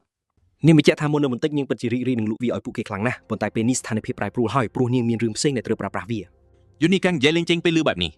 គ្រូមិនអាគមរូបនោះសន្យាថានឹងសងជំងឺចិត្តដាច់ដោយឡែកចំពោះការរំខាននេះព្រមទាំងសុំទោសយ៉ាងស្មោះអស់ពីចិត្តលេខារបស់យុនហ៊ីបំរុងនឹងបញ្ចេញកង្ហឹងម្ដងទៀតទៅហើយប៉ុន្តែយុនហ៊ីក៏ខាត់នាងដោយប្រាប់ថាដល់ពេលដែលពួកគេត្រូវទៅហើយលេខារបស់នាងញាក់ប្រាយ៉ាងខ្លាំងដែលសុកចិត្តដាវចេញទាំងដែលមុននេះនាងនិយាយថានាងចង់បានអាវនោះខ្លាំងប៉ុណ្ណាទៅហើយយុនហ៊ីប្រាប់លេខាថាវាមិនអីទេព្រោះពេលនេះគ្រូមិនអាគមនោះត្រូវការប្រើប្រាស់អាវនេះលើរឿងផ្សេងពេលពួកគេដើរចេញទៅបាត់ថេជូក៏សុំទោសនាងដោយនិយាយថាគេប្រហែលជាបង្កើតបញ្ហាដល់នាងហើយព្រោះគេជឿជាក់ថាយុនហ៊ីពិតជាអតិថិជនដ៏សំខាន់ម្នាក់ប៉ុន្តែគ្រូមិនអាគមប្រាប់គាត់ថានាងទៅវិញទេដែលគួរតែសុំទោសគាត់ហើយតៃជូក៏សួរនាងថាហេតុអ្វីស្រាប់តែនាងបដូរចិត្តមិនលក់អាវធំនេះនារីនោះភ្ញាក់ផ្អើលយ៉ាងខ្លាំងពេលតៃជូសួរសំណួរបែបនេះហើយនាងក៏សួរវិញថាតើធ្លាប់មានគេប្រាប់គាត់ទេថាគាត់ល្ងងប៉ុណ្ណាតែជូដែលនៅតែបង្ហាញភាពល្ងងខ្លៅរបស់ខ្លួនបានឆ្លើយថាទេដោយបញ្ជាក់ថាគ្រូមុនអាគមគឺជាមនុស្សទី1ដែលប្រាប់គាត់បែបនេះគ្រូមិនអាគមស្ទើរតែមិនជឿថាតៃជូនៅតែមិនយល់ពីអ្វីដែលកំពុងកើតឡើងក្នុងស្ថានភាពនេះនាងក៏បង្ខំចិត្តបញ្យល់ឲ្យច្បាស់តែម្ដងដោយប្រាប់ថានាងនឹងឲ្យអាវធំនោះទៅគាត់ដែលធ្វើឲ្យគេភ្ញាក់ផ្អើលយ៉ាងខ្លាំងគាត់សួរថាតើនាងមានន័យយ៉ាងណាហើយគ្រូមន្តអាគមក៏បញ្ជាក់ថានាងចង់សងគុណដែលគាត់បានជួយសង្គ្រោះជីវិតនាងដោយប្រគល់អាវស្បែកកញ្ជ្រង់ប្រាក់នេះឲ្យតែជូតបវិញថាគាត់មិនអាចទទួលយកវាបានទេព្រមទាំងសារភាពថាគាត់មិនមែនជួយនាងដោយចេតនាល្អឡើយគឺវាគ្រាន់តែចៃដន្យប៉ុណ្ណោះគ្រូមន្តអាគមប្រាប់គាត់ថាចេតនាមិនសំខាន់នោះទេព្រោះអ្វីដែលសំខាន់បំផុតគឺនាងបានរស់រានមានជីវិតហើយនាងពិតជាទទួលបានសេចក្តីសប្បុរសពីគាត់នាងប្រាប់តៃជូឲ្យជួយមនុស្សបន្ថែមទៀតនៅថ្ងៃមុខប្រសិនបើរឿងនេះពិតជារំខានដល់គាត់ដើម្បីឲ្យមនុស្សដូចជាគូស្នេហ៍របស់នាងអាចបន្តរស់រានមានជីវិតតៃជូពិតជាស្រឡាញ់កាំងព្រោះនេះគឺជាលើកទី1ហើយតាំងពីកើតមកដែលគាត់ទទួលបានការដឹងគុណយ៉ាងជ្រាលជ្រៅបែបនេះពីគេតាំងពីកើតមកគាត់តែងតែជួបប្រទះតែការស្អប់ខ្ពើមនិងការរិះគន់ដូច្នេះគាត់ពិតជាស៊ាំនឹងវាទៅហើយទោះបីគាត់មិនបានជួយគ្រូមន្តអាគមដោយចេតនាល្អក្តីក៏តៃជូនៅតែចូលចិត្តអារម្មណ៍ពេលមានគេបង្ហាញការដឹងគុណដល់គាត់ដែរបន្ទាប់មកតៃជូក៏ប្រាប់គ្រូមន្តអាគមថាគាត់នឹងយកអាវធំនេះប្រសិនបើនាងនៅតែទទូចចង់ឲ្យនាងក៏ដកដង្ហើមធំយ៉ាងធូរស្រាលមុនពេលប្រាប់គាត់ថាវាដល់ពេលដែលគាត់ត្រូវវាស់ទំហំខ្លួនហើយងាកទៅឋានសួគ៌វិញកំពូលអ្នកដាវដងប៊ីនកំពុងតែអាប់សុកស្ទើរដាច់ខ្យល់ស្លាប់ទៅហើយគាត់រអ៊ូតនថាមនុស្សគ្រប់គ្នាស្លៀកពាក់ដូចគ្នាជារៀងរាល់ថ្ងៃថែមទាំងមានសក់និងពុកចង្ការពណ៌សដូចគ្នាទៀតអ្នកផ្សេងស្ទើរមិនជឿថាដងប៊ីនរអ៊ូពីរឿងដែលខ្លួនឯងក៏កំពុងតែធ្វើនោះទេយ៉ាងណាមិញដងប៊ីនសង្កេតឃើញថាທາງគឺខົບឡាយពីគេព្រោះគាត់ជាមនុស្សតែម្នាក់គត់ដែលលេចធ្លោជាងគេមើលទៅທາງបានកាត់សក់យ៉ាងស្អាតដោយបង្ហាញថាវាជាម៉ូដមកពីពិភពផ្សេងគាត់ថែមទាំងកាត់ពុកចង្ការនិងបង្កើតសម្លៀកបំពាក់ដែលដងប៊ីនមិនធ្លាប់ឃើញពីមុនមកទៀតផងທາງតែងតែដើរចុះឡើងជាមួយអាវធំធ្វើឲ្យអ្នកផ្សេងឆ្ងល់ថាតើគាត់បានគំនិតច្នៃប្រឌិតនេះមកពីណាដោយសារតែដងប៊ីនអបសុកខ្លាំងពេកគាត់ក៏គិតចង់ទៅសួរທາງពីរបៀបកាត់ដេរសម្លៀកបំពាក់នេះតែម្ដងព្រោះបើគាត់អាចផ្លាស់ប្ដូរសម្លៀកបំពាក់បានអ្វីៗប្រហែលជាលែងសូវអបសុកហើយមនុស្សឈួតពីរនាក់ស្ដាប់ទៅសប្បាយជាងម្នាក់ពេលគាត់សម្រាប់ចិត្តរួចរាល់ហើយគាត់ក៏គិតថាវាដល់ពេលដែលត្រូវទៅជួបជាមួយທາងហើយគាត់ជឿជាក់ថាពេលគាត់យកផ្លែពេជ្រសុគាទៅឲ្យທາងនោះທາងប្រកាសជារាប់អានជាមួយគាត់ចាក់ជាមិនខានចំណែកនៅមនុស្សកុមារកាពី3វិញបន្ទប់សម្ងាត់ត្រូវបានក្លាយជាបន្ទប់ផលិតថ្នាំរបស់តៃជូទៅហើយគាត់ទើបតែផលិតថ្នាំបន្សាបមួយវគ្គទៀតរួចពេលបេខមកហើយតៃជូក៏បញ្ជាក់ថាគាត់បានធ្វើវគ្គនេះរួចរាល់ហើយបេកពិតជាធូរចិត្តពេលឮបែបនេះដោយគាត់ប្រាប់ថាពួកយើងជិតអស់ស្តុកលក់ទៅហើយគាត់សួរតៃជូថាពេលណាអាចផ្ញើថ្នាំមើលសាបមកទៀតបានធ្វើឲ្យតៃជូភ្ញាក់ផ្អើលយ៉ាងខ្លាំងព្រោះគាត់ទើបតែផ្ញើទៅឲ្យការពីម្សិលមិញសោះបេកប្រាប់ថាព័ត៌មានពីប្រសិទ្ធភាពថ្នាំបានផ្សព្វផ្សាយពេញទីក្រុងហើយមនុស្សម្នាកំពុងតែសម្រុកមកទិញយ៉ាងច្រើនជាក់ស្ដែងពេលកំពុងនិយាយជាមួយតៃជូហាងតែមូកំពុងតែច្បុកច្បល់ដោយសារតែពួកអ្នកត្រាស់ដឹងកំពុងសម្រុកចូលមកដណ្ដើមគ្នាទិញថ្នាំប្រសាបនេះបេប្រាប់ថាអ្នកខ្លះថែមទាំងទិញស្តុកទុកទៀតផងដែលធ្វើឲ្យទំនិញឆាប់លក់អស់បែបនេះបន្ទាប់មកតៃជូក៏ប្រាប់បេកឲ្យប្រកាសថាការផ្គត់ផ្គង់នឹងមានជាប្រចាំដូច្នេះមិនចាំបាច់ត្រូវទិញស្តុកទុកទេព្រមទាំងប្រាប់ឲ្យកំណត់ការទិញបានត្រឹមតែ2ដបប៉ុណ្ណោះក្នុងម្នាក់បេកធានាថាគាត់នឹងធ្វើតាមការណែនាំនេះប៉ុន្តែគាត់ក៏កំពុងព្រួយបារម្ភពីរឿងមួយផ្សេងទៀតផងដែរគាត់ប្រាប់តៃជូថាវាអាចនឹងមានថ្នាំคล้ายៗលេចឡើងឆាប់ជាងការរំពឹងទុកដោយសារតែប្រជាប្រិយភាពដ៏ខ្លាំងក្លារបស់ថ្នាំនេះតើជូបានប្រាប់បេកកុំឲ្យបារម្ភព្រោះថ្នាំคล้ายៗអាចនឹងមាននៅថ្ងៃមុខប៉ុន្តែពេលនេះគាត់ជឿជាក់ថាវាមិនអាចទៅរួចដាច់ខាតក៏បញ្ជាក់ថាពួកយើងក៏អាចផលិតនិងលក់ថ្នាំផ្សេងបានដែរប្រសិនបើមានថ្នាំคล้ายៗលេចឡើងមែននោះក្នុងចិត្តរបស់តៃជូគាត់ដឹងច្បាស់ថាគ្មាននរណាអាចចម្លងថ្នាំបន្សាបនេះបានឡើយព្រោះវាត្រូវបានផលិតឡើងដោយប្រើប្រាស់វិញ្ញាណពេស មកទៅមកបែកក៏ប្រាប់តៃជូថាគាត់នឹងព្យាយាមគ្រប់គ្រងបរិមាណនៃការលក់ប៉ុន្តែសូមឲ្យគាត់បន្តផ្គត់ផ្គង់ថ្នាំនេះឲ្យបានចប់លាប់មុនពេលបែកដាក់ទូរស័ព្ទចុះតៃជូសួរថាពេលណាគាត់នឹងផ្ញើម៉ាស៊ីនវេចខ្ចប់មកឲ្យព្រោះការវេចខ្ចប់ចំណាយពេលយូរជាងការផលិត ជាស្ដែងថ្ងៃនេះគាត់បានវេចខ្ចប់អស់ 20,000 ដបទៅហើយ មើលទៅតៃជូកំពុងរវល់នឹងការផលិតពេញមួយសប្តាហ៍ទៅហើយទើបគាត់មិនទាន់បានត្រឡប់ទៅកន្លែងស្នាក់នៅវិញសោះ បែរក៏បានធានាថាគាត់នឹងប្រញាប់ចាត់ចែងរឿងនេះឲ្យលឿន ពេលក្រោយមកក្មេងក៏ប្រៀបពីអ្នកដែលរស់នៅទីនោះបានដើរតម្រង់ទៅបន្ទប់សម្ងាត់ព្រោះពួកគេជឿថាពេលនេះមានខ្មោចលងក្នុងមូលដ្ឋានសម្ងាត់ចាស់នោះហើយក្មេងប្រុសនោះបានអះអាងប្រាប់ក្មេងស្រីថាគេនឹងទាត់ចោលឡាម្នាក់ដែលហ៊ានមកលួចយកមូលដ្ឋានសម្ងាត់របស់ពួកគេមិនខាន ភ្លាមនោះទ្វារបន្ទប់សម្ងាត់ក៏ចាប់ផ្ដើមបើកឡើងព្រមជាមួយនឹងក្លិនស្អុយយ៉ាងខ្លាំងសាយភីចេញមកតៃជូដើរចេញមកជាមួយដុំថ្នាំក្នុងដៃព្រមទាំងញញឹមនិងស្វាគមន៍ទៅកាន់ក្មេងៗទាំងនោះ ប៉ុន្តែក្មេងៗបានភ័យស្លន់ស្លោមុនពេលរត់ចេញដោយស្រែកថាពួកគេបានជួបខ្មោចដ៏ស្អុយ ទេជូមានគំងងឆ្លោយយ៉ាងខ្លាំងថាហេតុអ្វីពួកគេហៅគេថាខ្មោចស្អុយព្រោះគេគ្រាន់តែជាមនុស្សធម្មតា ទូគេមិនបានងូទឹកមួយសប្តាហ៍ក្តីក៏គេគិតថាខ្លួនមិនស្អុយខ្លាំងដែរបន្ទាប់មកគេទើបនឹកឃើញថាគេត្រូវទៅជួបមេអ្នកលីសែងគឺលោក អូថេជូចង់ងូតទឹកមុនសិនប៉ុន្តែគេបារម្ភខ្លាចថាវាអាចធ្វើឲ្យគេទៅយឺតម៉ោង គេកំពុងតែគិតពីរឿងបន្ទាប់ស្រាប់តែមាននារីម្នាក់ដែលជាគុនស្រីរបស់ Big បានបង្ហាញខ្លួនឡើង ក្មេងពីរនាក់មុននេះកំពុងនៅពីក្រោយនាងដោយពួនលាក់ខ្លួនពីថៃជូដែលពួកគេមើលឃើញថាជាខ្មោចដ៏ស្អុយ នារីនោះប្រាប់ថានាងបានឮពីឪពុកនាងថាគេជាអ្នកដែលកំពុងធ្វើថ្នាំបន្សាបហើយទេជូក៏បានយល់ព្រមទាំងណែនាំខ្លួនឯងផងដែរ គេបានសួរថានាងជានរណាហើយនាងក៏ប្រាប់ថានាងឈ្មោះពេជ្រសូយុននិងកំពុងធ្វើការនៅមណ្ឌលកុមារកំព្រានាងបញ្ជាក់ថាក្មេងៗបាននិយាយអំពីខ្មោចនៅក្នុងបន្ទប់ក្រោមដីដែលជាហេតុធ្វើឲ្យនាងចុះមកពិនិត្យមើល ម្យ៉ាងទៀតនាងមានកញ្ចប់អីវ៉ាន់មួយសម្រាប់គេថេជូទទួលយកវាហើយដឹងថាវាជាគំរូអាវុធពីជាងដែកគេបានអរគុណសូយុនសម្រាប់ជំនួយដោយនិយាយថាកញ្ចប់នេះមកដល់ចំពេលល្អតែម្ដង សូយុនខ្ទប់ចំហរបស់នាងព្រមទាំងប្រាប់ថេជូឲ្យរក្សាទំនាក់ទំនងល្អជាមួយឪពុកនាងបន្តទៀតហើយណែនាំឲ្យគេទៅងូតទឹកនៅបន្ទប់ទឹកជាន់ទី1សិនមុនពេលចាក់ចេញ បន្ទាប់មកសូយុនក៏ប្រាប់ក្មេងៗថាល្មមដល់ពេលត្រូវទៅវិញហើយប៉ុន្តែក្មេងៗនៅតែមិនភ្លេចរំលឹកថេជូឲ្យលីងសម្អាតខ្លួនទៀតក្រោយពួកគេចេញទៅបាត់ថេជូសម្រាប់ចិត្តពិនិត្យមើលគំរូនេះសិនព្រោះគេបានទន្ទឹងរង់ចាំក្បិតហោះស្លឹកស៊ីវីលីវនេះខ្លាំងណាស់ គេបានប្រអប់នោះឲ្យឃើញសម្បត្តិមួយដាក់លើកំបិតវាជាសម្បត្តិរបស់ជាងដែកដែលជំរុញឲ្យថេជូជួយផ្ដំមតិត្រឡប់បន្ទាប់ពីគេបានសាក់លបងប្រើប្រាស់កំបិតហោះទាំងនោះរួចម្ចាស់នោះសរសេរក្នុងសម្ដីផ្អែមល្ហែមគួរឲ្យព្រឺក្បាលដែលធ្វើឲ្យថេជូក្តៅក្រហាយហើយច្បាច់សម្បត្តិនោះចោលក្នុងធុងសម្រាមភ្លាមក្រោយហែកសម្បត្តិនោះចោលរួចគេក៏ពិនិត្យមើលកំបិតនោះហើយគេពិតជាត្រេកអរដែលវាមើលទៅស្រស់ស្អាតមុតស្រួចនិងរឹងមាំល្អខ្លាំងណាស់ ថៃជូសាក់លបងគប់វាមើលដើម្បីស្ទាបស្ទង់ហើយគេទទួលស្គាល់ថាទម្ងន់និងភាពក្តាប់របស់វាគឺសមឥតខ្ចោះតែម្ដង ដោយសារកំបិតនេះធ្វើមកបានល្អថេជូអន្ទះសាខ្លាំងចង់ដឹងថាអាវធំនោះនឹងលយប៉ុណ្ណាទៅ ជាក់ស្ដែងគ្រូមន្តអាគមនោះបានប្រាប់ថានាងនឹងផ្ដល់អាវធំនោះឲ្យគេដោយឥតគិតថ្លៃព្រមទាំងសន្យាថានឹងផ្ញើវាមកពេលដែលវាធ្វើរួចរាល់ទោះជាយ៉ាងណាថេជូមានគម្រោងកាត់លុយឲ្យនាងព្រោះពេលនេះគេមានលុយគ្រប់គ្រាន់សម្រាប់បងហើយ ដោយដឹងថាខ្លួនកំពុងយឺតម៉ោងថេជូក៏ប្រញាប់ប្រញាល់រៀបចំខ្លួនប៉ុន្តែគេនឹកឃើញថាត្រូវតែងូតទឹកសិន មិនយូរប៉ុន្មានថេជូក៏បានមកដល់ភ្នំចេរីគឺជាកន្លែងដែលគេជួបអ៊ូនិងសមាជិកក្រុមដែលកំពុងរងចាំគេជាស្រេចថេជូសុំទោសដែលមកដល់ក្រោយគេបំផុតហើយសួរថាតើពួកគេបានរងចាំគេយូរដែរឬទេ យ៉ាងណាមិញអូប្រាប់ថាគេមកទាន់ពេលល្អទេព្រោះពួកគេក៏ទៅតែមកដល់ដែរអូអរគុណថេជូដែលបានមកទោះជាគេហៅតក់ក្រហល់ក្តី ថេជូប្រាប់អូថាមិនបាច់គិតច្រើនទេព្រោះអូធ្លាប់ជួយគេច្រើនដែរដូច្នេះការជួយត្រឡប់ប៉ុណ្ណេះគឺគ្មានបញ្ហាអ្វីឡើយសម្រាប់គេ ពេលនោះសមាជិកម្នាក់ឈ្មោះជីនវ៉ាន់ជុនបាននិយាយឌឺដងដាក់ថេជូដោយហៅគេថាជាអ្នកលីសែងថោកទាបនិងបញ្ជាឲ្យគេសុំទោសដោយមកយឺត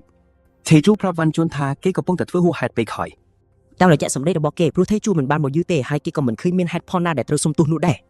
វ៉ាន់ជុនខឹងខ្លាំងដែលថេជូហ៊ានតមាត់ជាមួយខ្លួនទាំងដែលគេគ្រាន់តែជាអ្នកលីសែងកាចាស់ម្នាក់សោះគេគម្រាមកាត់កោថេជូហើយពេលនេះថេជូក៏អកកាអត់ធ្មត់ដោយកំពុងកិច្ចចោលសម្លាប់គេវិញ គេយល់ថាអ្នកលីសែងផ្សេងទៀតប្រហែលជារត់ចោលអស់ហើយទើបជាហេតុធ្វើឲ្យគេខ្លាចជាអ្នកជំនួសក្នុងក្រុមនេះបែបនេះ អូខ្ញុំប្រាប់ថេជូឲ្យធ្វើមិនដឹងជាមួយវ៉ាន់ជុនទៅព្រោះគេមិនចង់ឲ្យកិច្ចព្រមព្រៀងនេះបរាជ័យដោយសារតែលុយច្រើនសន្ធឹកសន្ធាប់ឡើយ ថេជូនៅស្ងៀមប៉ុន្តែវ៉ាន់ជុនគិតថាគេខ្លាចដាវទៅបន្ទានម៉ាត់កទោះបីជាថេជូខឹងសម្បានឹងស្ថានភាពនេះយ៉ាងណាក៏ដោយក៏គេសម្រេចចិត្តលៀបកំហឹងនិងសុំទោសដើម្បីបញ្ចប់រឿង ប្រធានក្រុមក៏បានប្រាប់វ៉ាន់ជូនឲ្យបំភ្លេចរឿងនឹងចោលទៅដោយនិយាយថាថេជូគ្រាន់តែធ្វើឲ្យខាតពេលតែប៉ុណ្ណោះ វ៉ាន់ជុនដែលចេញតែនិយាយថាថេជូសំណាងហើយដែលនៅរស់ព្រោះគេបំរុងនឹងកាត់កទៅហើយ អូបានសួរថេជូថាគេមិនអីទេដឹងព្រមទាំងសុំទោសសម្រាប់គ្រប់យ៉ាងប៉ុន្តែថេជូបញ្ជាក់ថាគេមិនមានបញ្ហាអ្វីទេ ភ្លាមនោះថេជូក៏សម្គាល់ឃើញថាក្នុងក្រុមមានតែ7នាក់ប៉ុណ្ណោះតែដែលការវាយឆ្មក់នេះត្រូវការមនុស្សយ៉ាងតិច15នាក់ ថេជូបង្ខំចិត្តនិយាយឡើងដោយប្រាប់ពួកគេថាចំនួនសមាជិកក្រុមមានតិចតួចពេកទោះបីជាពួកគេបានចាប់ផ្ដើមកាត់បន្ថយចំនួនមនុស្សដោយសារតែថ្នាំបន្សាបមូដែលទើបបង្កើតថ្មីនេះក៏ដោយការដែលថេជូចោទសួរនេះបានធ្វើឲ្យវ៉ាន់ជុនក្តៅក្រហាយម្ដងទៀតហើយសួរថាឯងចង់ងាប់មែនទេថេជូប្រាប់ទៅវិញថាគេគ្រាន់តែសួរតែប៉ុណ្ណោះ ដើម្បីសុវត្ថិភាពរបស់អ្នកលីសែងដែលគេមើងងាយនេះព្រមទាំងបញ្ជាក់ថាគេគ្មានបំណងទេជាមួយទេប្រសិនបើការវាយឆ្មក់នេះមិនមានសុវត្ថិភាពគ្រប់គ្រាន់វ៉ាន់ជុនស្ទើរតែផ្ទុះកំហឹងទៅហើយព្រមទាំងស្រែកសួរថេជូថាហេតុអ្វីមនុស្សចិត្តងាប់ទៅហើយនៅហ៊ានតមាត់ជាមួយខ្លួនទៀត ពាក្យសម្ដីរបស់គេបានបញ្ជូនសញ្ញាគ្រោះថ្នាក់ទៅកាន់គូក្បាលរបស់ថេជូភ្លាមវ៉ាន់ជូនគំរាមសម្រាប់ថេជូចោលនៅកន្លែងនោះតែម្ដង ប៉ុន្តែប្រធានក្រុងក្វាន់ដុងបានខាត់គេដោយប្រាប់ថានឹងគ្មាននរណាជួយលីសែងអ៊ីវ៉ាន់ឲ្យពួកគេទេប្រសិនបើគេសម្លាប់ថេជូចោលនោះ យ៉ាងណាមិញគេប្រាប់ធីជូមិនឲ្យហាមាត់និយាយអ្វីទៀតទេព្រោះបើមិនដូច្នេះគេនឹងកាត់ដៃកាត់ជើងធីជូជាចំណែកហើយយកទៅឲ្យសត្វចម្លែកស៊ីជាចំណីមិនខាន គាត់នឹងវូនដែលចេញទៅយ៉ារំភ័យបណ្ដាចំអកឲ្យតៃយូបណ្ដាពេលនេះតេជូចាត់ទុកថាពួកគេបានស្លាប់បាត់ទៅហើយព្រោះពួកគេពិតជាបានបំពេញព្រំដែនខ្លាំងពេក គេថែមទាំងគិតចង់សម្លាប់ពួកគេចោលភ្លាមៗនៅទីនោះតែម្ដងព្រោះពេលនេះគេមានធម៌ពលគ្រប់គ្រាន់អាចធ្វើបែបនេះបានយ៉ាងងាយ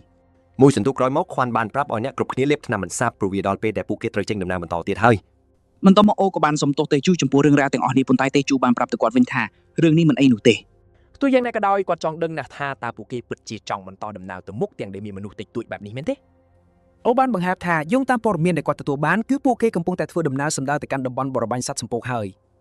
តាមធម្មតាពួកគេតែងតែត្រូវការកម្លាំងមនុស្សយ៉ាងច្រើនពេលចុះវាយឆ្មក់ម្ដងដោយសារតែសត្វមូសប៉ុន្តែពេលនេះដោយសារតែមានថ្នាំមុនសាបពួកគេអាចដោះឈុតការពារសត្វល្អិតចេញបានយ៉ាងងាយព្រមទាំងអាចកាត់បន្ថយចំនួនសមាជិកក្រុមដែលចាំបាច់សម្រាប់ការវាយឆ្មក់នេះបានយ៉ាងច្រើនថែមទៀតផង អូបាននិយាយថាគាត់មានអារម្មណ៍ភ័យបារម្ភបន្តិចបន្តួចដែរប៉ុន្តែដោយសារតែមានអ្នកចំណូលថ្មី2នាក់ចូលរួមក្នុងក្រុមគាត់គិតថាពួកគេមិនគួរមានរឿងអ្វីដែលត្រូវព្រួយបារម្ភច្រើនពេកនោះទេ បន្ទាប់មកគាត់ក៏បានហុចដបថ្នាំបន្សាបមួយទៅឲ្យតេជូដោយប្រាប់ថាគាត់យកដបនេះមកទុកសម្រាប់គេផ្ទាល់តែម្ដង ទេជូបាននិយាយអរគុណអូស្របពេលដែលទទួលយកដបថ្នាំនោះហើយគេក៏ចាប់ផ្ដើមគិតឃើញថាធម៌ពលរបស់គេពេលនេះពិតជាអាចបង្កើតនូវការផ្លាស់ប្ដូរថ្មីមួយបានមែន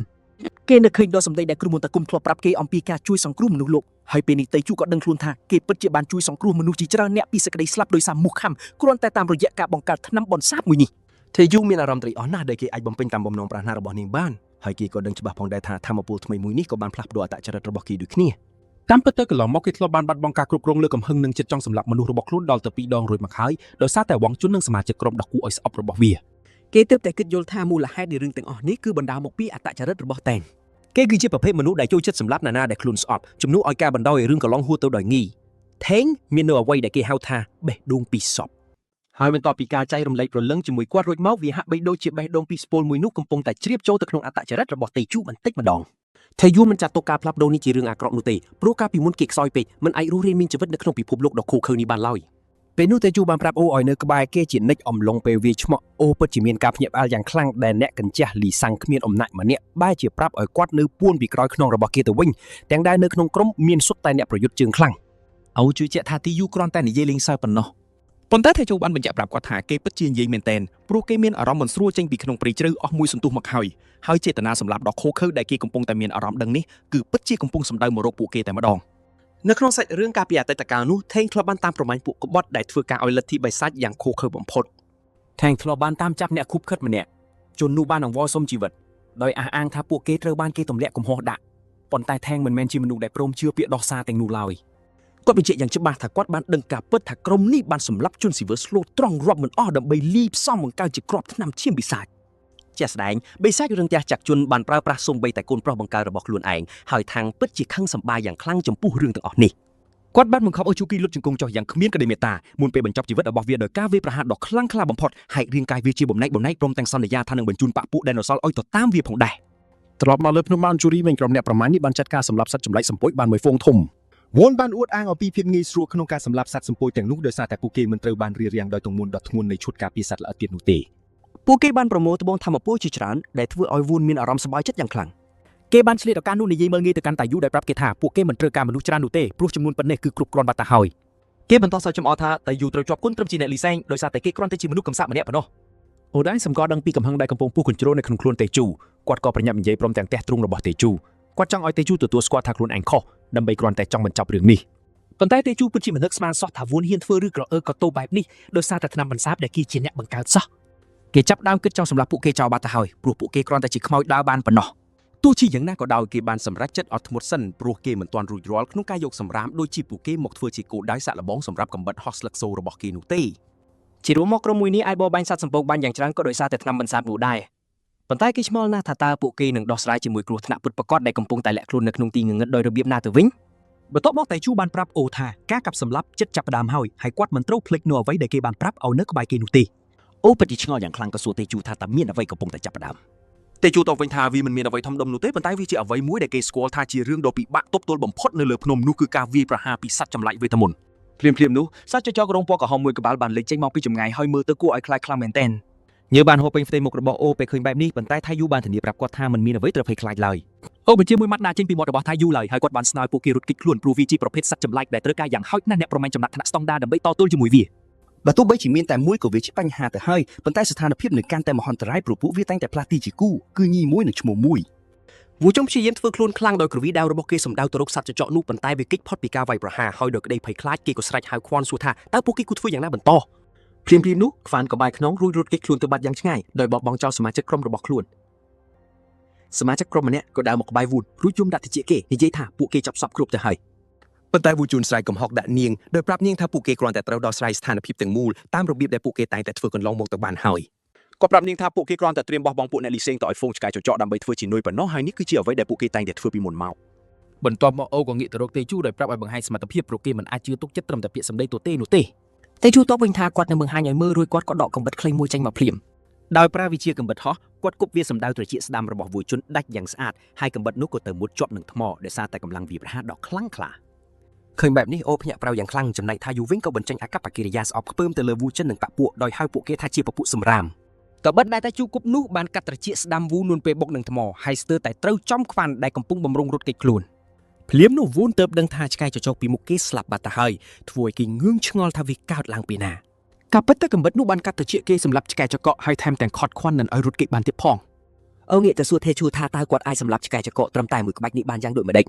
ឆ្កែចចកមួយក្បាលទៀតខឹងសម្បាននឹងការស្លាប់របស់ដៃគូវាប៉ុន្តែមុនពេលវាអាចទប់ទល់ថៃអ៊ូបានបញ្ចេញអូរ៉ាឲ្យគំរាមវាឲ្យនៅស្ងៀមព្រោះបើវាហ៊ានធ្វើអ្វីផ្ដេសផ្ដាស់គាត់នឹងបញ្ចប់ជីវិតវាចោលម្ដង បន្ទាប់មកថាយូក៏សួរពួកអ្នកមានធម៌ពលថាតើនេះជាអ្វីដែលពួកគេតែងតែធ្វើរាល់ពេលស្ថានភាពមិនរួចការគ្រោងទុកមែនទេ វូជូនសួរតាំងក្រអឹកក្រទន់ថាហេតុអីចាំបាច់ខ្វល់ពីពួកគេព្រមទាំងនិយាយថាវាជារឿងធម្មតាដែលមនុស្សខ្សោយត្រូវស្លាប់ដើម្បីពួកអ្នកមានធម៌ពល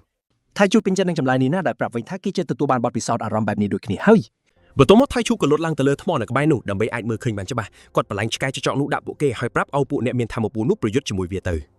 ថាយូអង្គុយចុះយ៉ាងស្ងប់ស្ងាត់ហាក់ដូចជាកំពុងរងចាំមើលគុណហើយគាត់ប្រាប់ពួកគេថាគាត់បានដោះស្រាយឆ្កែចកមួយក្បាលរួចទៅហើយដូច្នេះមួយក្បាលទៀតប្រហែលជាមិនមែនជាបញ្ហាធំដុំនោះទេ ខ្វាន់ដែលបាត់ត្រចៀកម្ខាងដែរនោះគិតថាថៃយូកំពុងតែលេងសើចហើយក៏សួរថាតើគាត់គិតថាអាចរួចខ្លួនទេពេលហ៊ានលេងសើចជាមួយពួកអ្នកមានធម៌ពលនោះ ប៉ុន្តែសមាជិកស្រីក្នុងក្រុមបានរវល់តែយូឲ្យសម្រាប់ឆ្កែចកនោះជំនួសពួកគេដោយសន្យាថានឹងផ្ដល់លុយយ៉ាងច្រើនសន្ធឹកសន្ធាប់ដល់គាត់ វូជូនគ្រាន់តែកំហុសប្រាប់នារីម្នាក់នោះឲ្យបិទមាត់ហើយបានជេរប្រមាថនាងយ៉ាងអាក្រក់ថែមទៀត ស្រាប់តែកំបិតហោះកាត់ដាច់ត្រចៀកខាងឆ្វេងធ្វើឲ្យគេខ្លាចជាមនុស្សគ្មានត្រចៀកតែម្ដង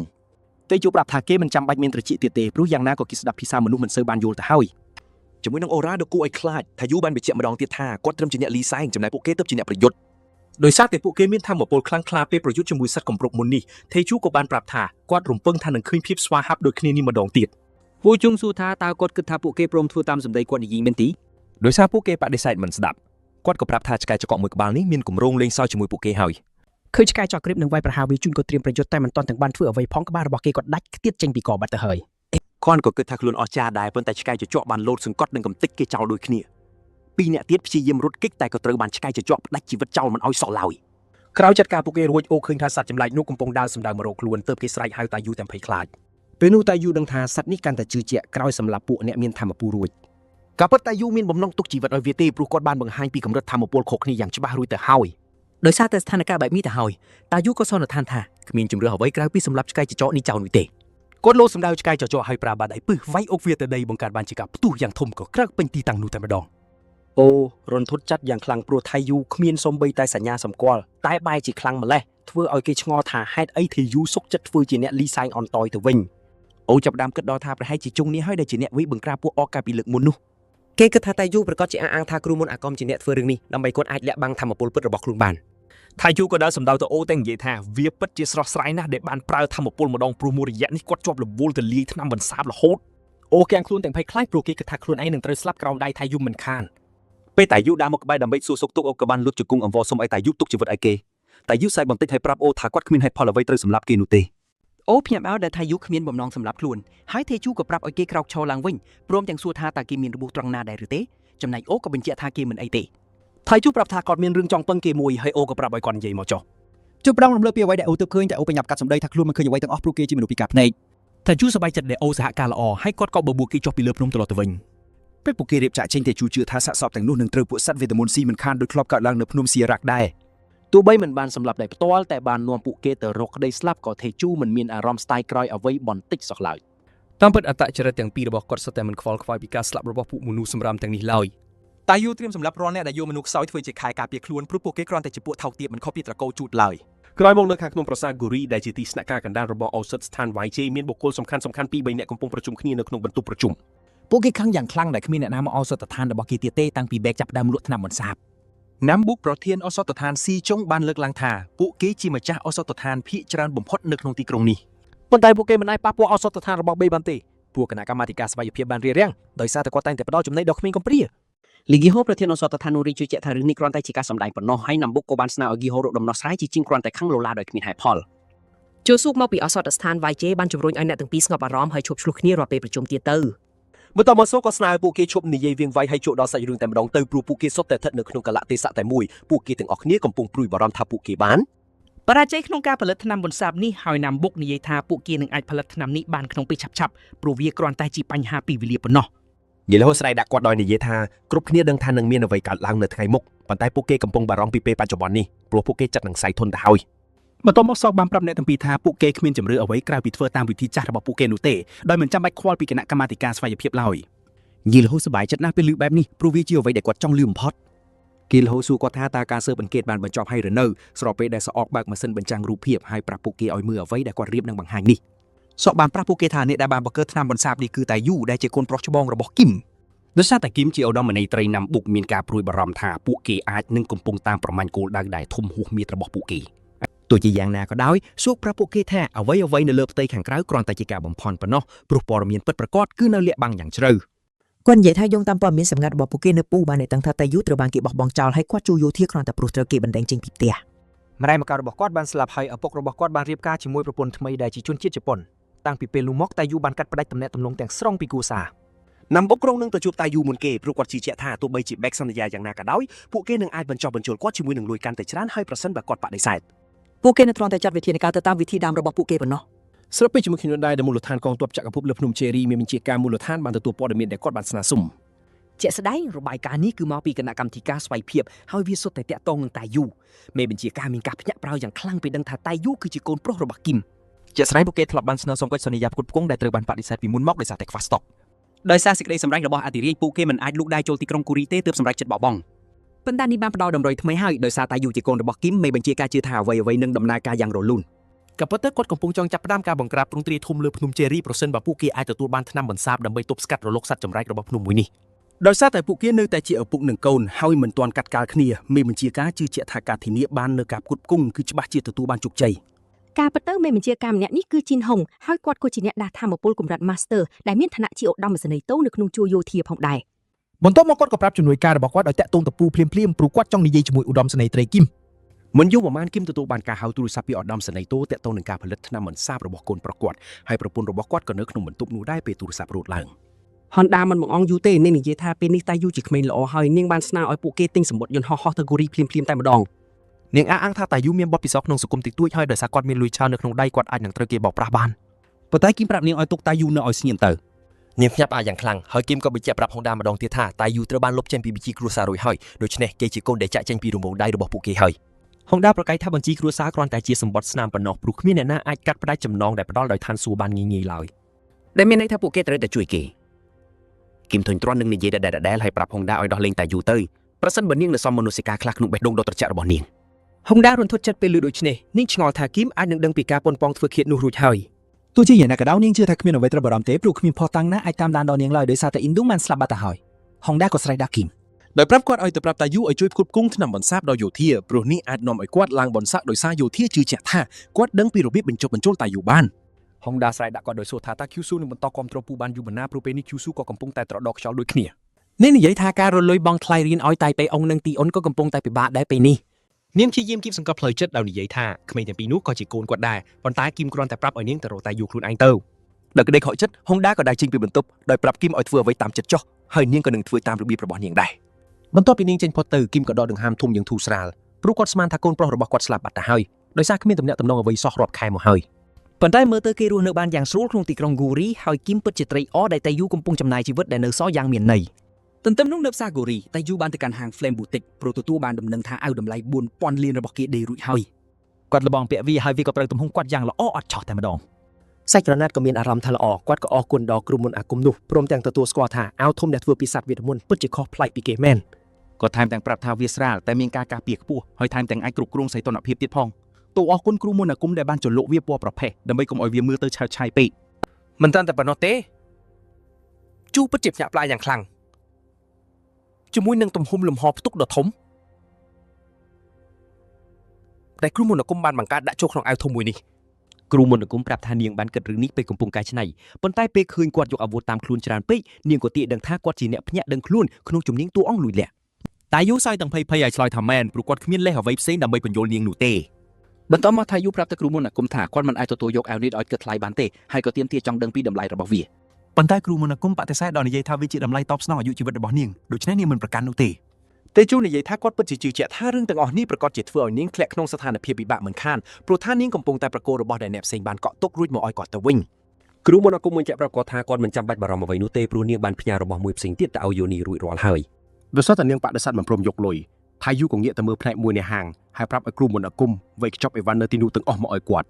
គាត់ប្រាប់ថារបស់របរទាំងអស់នេះនឹងក្លាយជាកាដូដ៏ល្អសម្រាប់ក្មេងៗនៅមណ្ឌលកំព្រាហើយវាក៏អាចជួយបង្កើនការលក់របស់គ្រូមន្តអាគមផងដែរដូច្នេះវាគឺជាស្ថានភាពចំណេញទាំងសងខាងតែម្ដងដោយឃើញគាត់នៅតែទទួលចង់ទិញបែបនេះនាងក៏យល់ព្រមហើយប្រាប់ឲ្យទេជូរងចាំមួយផ្លែតសិនខណៈពេលដែលនាងកំពុងវេកខ្ចប់របស់ទាំងអស់នោះ ពេលនាងដល់ចេញទៅនាងគិតក្នុងចិត្តថាយូពិតជាមនុស្សល្អមែនភ្លាមនោះស៊ីអុកក៏ដើរចូលមកក្នុងហាងហើយប្រាប់ថាយូថាគាត់កំពុងតែតាមរកគេតាំងពីយូមកហើយ គេណែនាំខ្លួនអញឲ្យហុចនីមវ៉ាន់ទៅឲ្យថាយូប៉ុន្តែថាយូបានបដិសេធមិនទទួលយកដោយបង្ហាញទឹកមុខស្អប់ខ្វឹមយ៉ាងច្បាស់ សុខជឿជាក់ថាយូមានអារម្មណ៍មិនស្រួលនឹងការមកលេងភ្លាមនេះទេហើយទេយូក៏សប្បាយចិត្តដែលគេដឹងរឿងនេះបន្ទាប់មកគាត់ក៏សួរគេថាតើគេចង់បានអ្វីហើយរកទីតាំងរបស់គាត់ឃើញដោយរបៀបណា CEO តាពីអត្តពលរបស់ខ្លួននៅក្នុងទីក្រុងដោយនិយាយថាគ្មានរឿងអ្វីដែលសមាគមអសតដ្ឋានមិនដឹងនៅក្នុងទីក្រុងមួយនេះនោះទេ បន្ទាប់មកគេប្រាប់ថាយូថាគេមិនចង់និយាយវៀងវាយច្រើនទេហើយគេក៏ឲ្យគាត់ដឹងថាគេចង់ឲ្យមានការផ្គត់ផ្គង់ថ្នាំបន្សាបពីមូសទៅកាន់ក្រុមរបស់គេដូចគ្នាដែរ តែយូញញឹមរួចសួរត្រឡប់ទៅវិញថាតើនេះគេកំពុងតែសុំជំនួយឬក៏កំពុងតែគំរាមកំហែងគាត់ឲ្យប្រកាសទៅឈូឆ្លើយតបវិញថាពេលនេះវាគ្រាន់តែជាការស្នើសុំប៉ុណ្ណោះហើយថាយូក៏បានប្រាប់ទៅគេវិញថាគាត់មិនមានចំណាប់អារម្មណ៍នោះទេ ជុកនៅតែបន្តដោយនិយាយថាគេនឹងរ៉ាប់រងថ្លៃលុបចោលកិច្ចសន្យាព្រមទាំងផ្ដល់ឲ្យថៃអ៊ូនៅតម្លៃផ្គត់ផ្គង់គុណនឹង3ធៀបនឹងអ្វីដែលបែកបានឲ្យគាត់ ថៃជូនៅតែបដិសេធសំណាងនេះដោយនិយាយថាគាត់មិនមែនជាមនុស្សដែលគ្មានភាពស្មោះត្រង់នោះទេ សុកនៅតែមិនព្រមចុះចាញ់នោះទេហើយគេក៏ព្យាយាមបញ្ចុះបញ្ចូលឲ្យទេជូលក់រូបមន្តនេះក្នុងតម្លៃ 5000 លានខណៈដែលទេជូបានសួរគេត្រឡប់ទៅវិញថាតើគេនឹងលក់រូបមន្តនេះក្នុងតម្លៃដ៏ទាបបែបនេះដែរឬទេប្រសិនបើគេជាអ្នកឈរក្នុងកលៈទេសៈរបស់គេនោះ ទីបំផុតឈូក៏ខឹងយ៉ាងខ្លាំងដែលត្រូវបានបដិសេធហើយគេក៏ប្រាប់ទេជូថាគាត់អាចនឹងជួបការលំបាកជាច្រើននៅទីក្រុងហ្គូរីដោយសារតែរឿងនេះប៉ុន្តែទេជូបានប្រាប់ឲ្យគេដឹងថាគាត់មិនមានអ្វីដែលត្រូវបារម្ភនោះទេព្រោះគាត់មានសមត្ថភាពអាចមើលថែការពារខ្លួនឯងបាន ពេលគ្រូមន្តអាគមត្រឡប់មកវិញសក់បានចេញទៅបាត់ទៅហើយនាងក៏មានការភ្ញាក់ផ្អើលដែលមិនបានឮសំឡេងនរណាម្នាក់សោះព្រោះនាងជឿជាក់ថាមានអ្នកផ្សេងនៅទីនោះអំបញ្ញមិញ តែយូប្រាប់នាងថាមិនបាច់បារម្ភទេព្រោះបុរសម្នាក់នោះគ្រាន់តែជាអ្នកដើរលក់អីវ៉ាន់ប៉ុណ្ណោះហើយគាត់ក៏បានដេញគេឲ្យចេញទៅបាត់ហើយដែរ ស្របពេលជាមួយគ្នានោះ CEO បានទូរស័ព្ទទៅកាន់សហការីរបស់គេដោយប្រាប់ថាវាដល់ពេលដែលពួកគេត្រូវចាប់ផ្ដើមប្រតិបត្តិការហើយធ្វើវាតាមរបៀបដែលពួកគេធ្លាប់ធ្វើរាល់ដងទៅ ពេលក្រោយមកទៀតនៅតំបន់ជីក្រុងដែលជាកន្លែងសាងសង់ភូមិគ្រឹះរបស់ទេជូគាត់ក៏បានបង្ហាញខ្លួនជាមួយនឹងថងកាដូហើយបេកក៏បានសួរគាត់ថាតើគាត់កំពុងកាន់អ្វីនៅក្នុងដៃ ជូប្រាប់ថាដោយសារតែបេកតែងតែជួយគាត់ជានិច្ចគាត់ក៏គ្រាន់តែទិញខោអាវខ្លះសម្រាប់ក្មេងៗដើម្បីជាការថ្លែងអំណរគុណប៉ុណ្ណោះ បែករំភើបចិត្តយ៉ាងខ្លាំងនឹងរឿងនេះហើយគេក៏អបទេយូយ៉ាងណែនដោយប្រាប់គាត់ថាគាត់គឺជាពលឺដ៏ភ្លឺស្វាងសម្រាប់ពួកគេ គេបញ្ជាក់យ៉ាងច្បាស់ថាគេនឹងមិនបំភ្លេចការដឹងគុណមួយនេះឡើយហើយគេក៏ប្រាប់គាត់ថាគេនឹងខិតខំធ្វើការងារឲ្យបានច្រើនជាងនេះទៅថ្ងៃមុខ ថៃជូសប្បាយចិត្តដែលគេចូលចិត្តកាដូទាំងនោះហើយគាត់ក៏អរគុណបេកដែលបានជួយគាត់ទិញអគារនេះព្រមទាំងជួយចាត់ចែងការងារសាងសង់បន្ថែមទៀត បន្ទាប់មកតាយូក៏ប្រាប់បែកថាគាត់ប្រហែលជានឹងទទួលយកនៅសំណើដែលគេបានស្នើសុំគាត់កាលពីពេលមុន បេកមានការញាប់អាវយ៉ាងខ្លាំងដែលទីបំផុតថាយូបានសម្រេចចិត្តច្បាស់លាស់ហើយគាត់ក៏ទំនីប្រាប់ថាស៊ីបានមកជួបគាត់កាលពីដើមថ្ងៃនេះ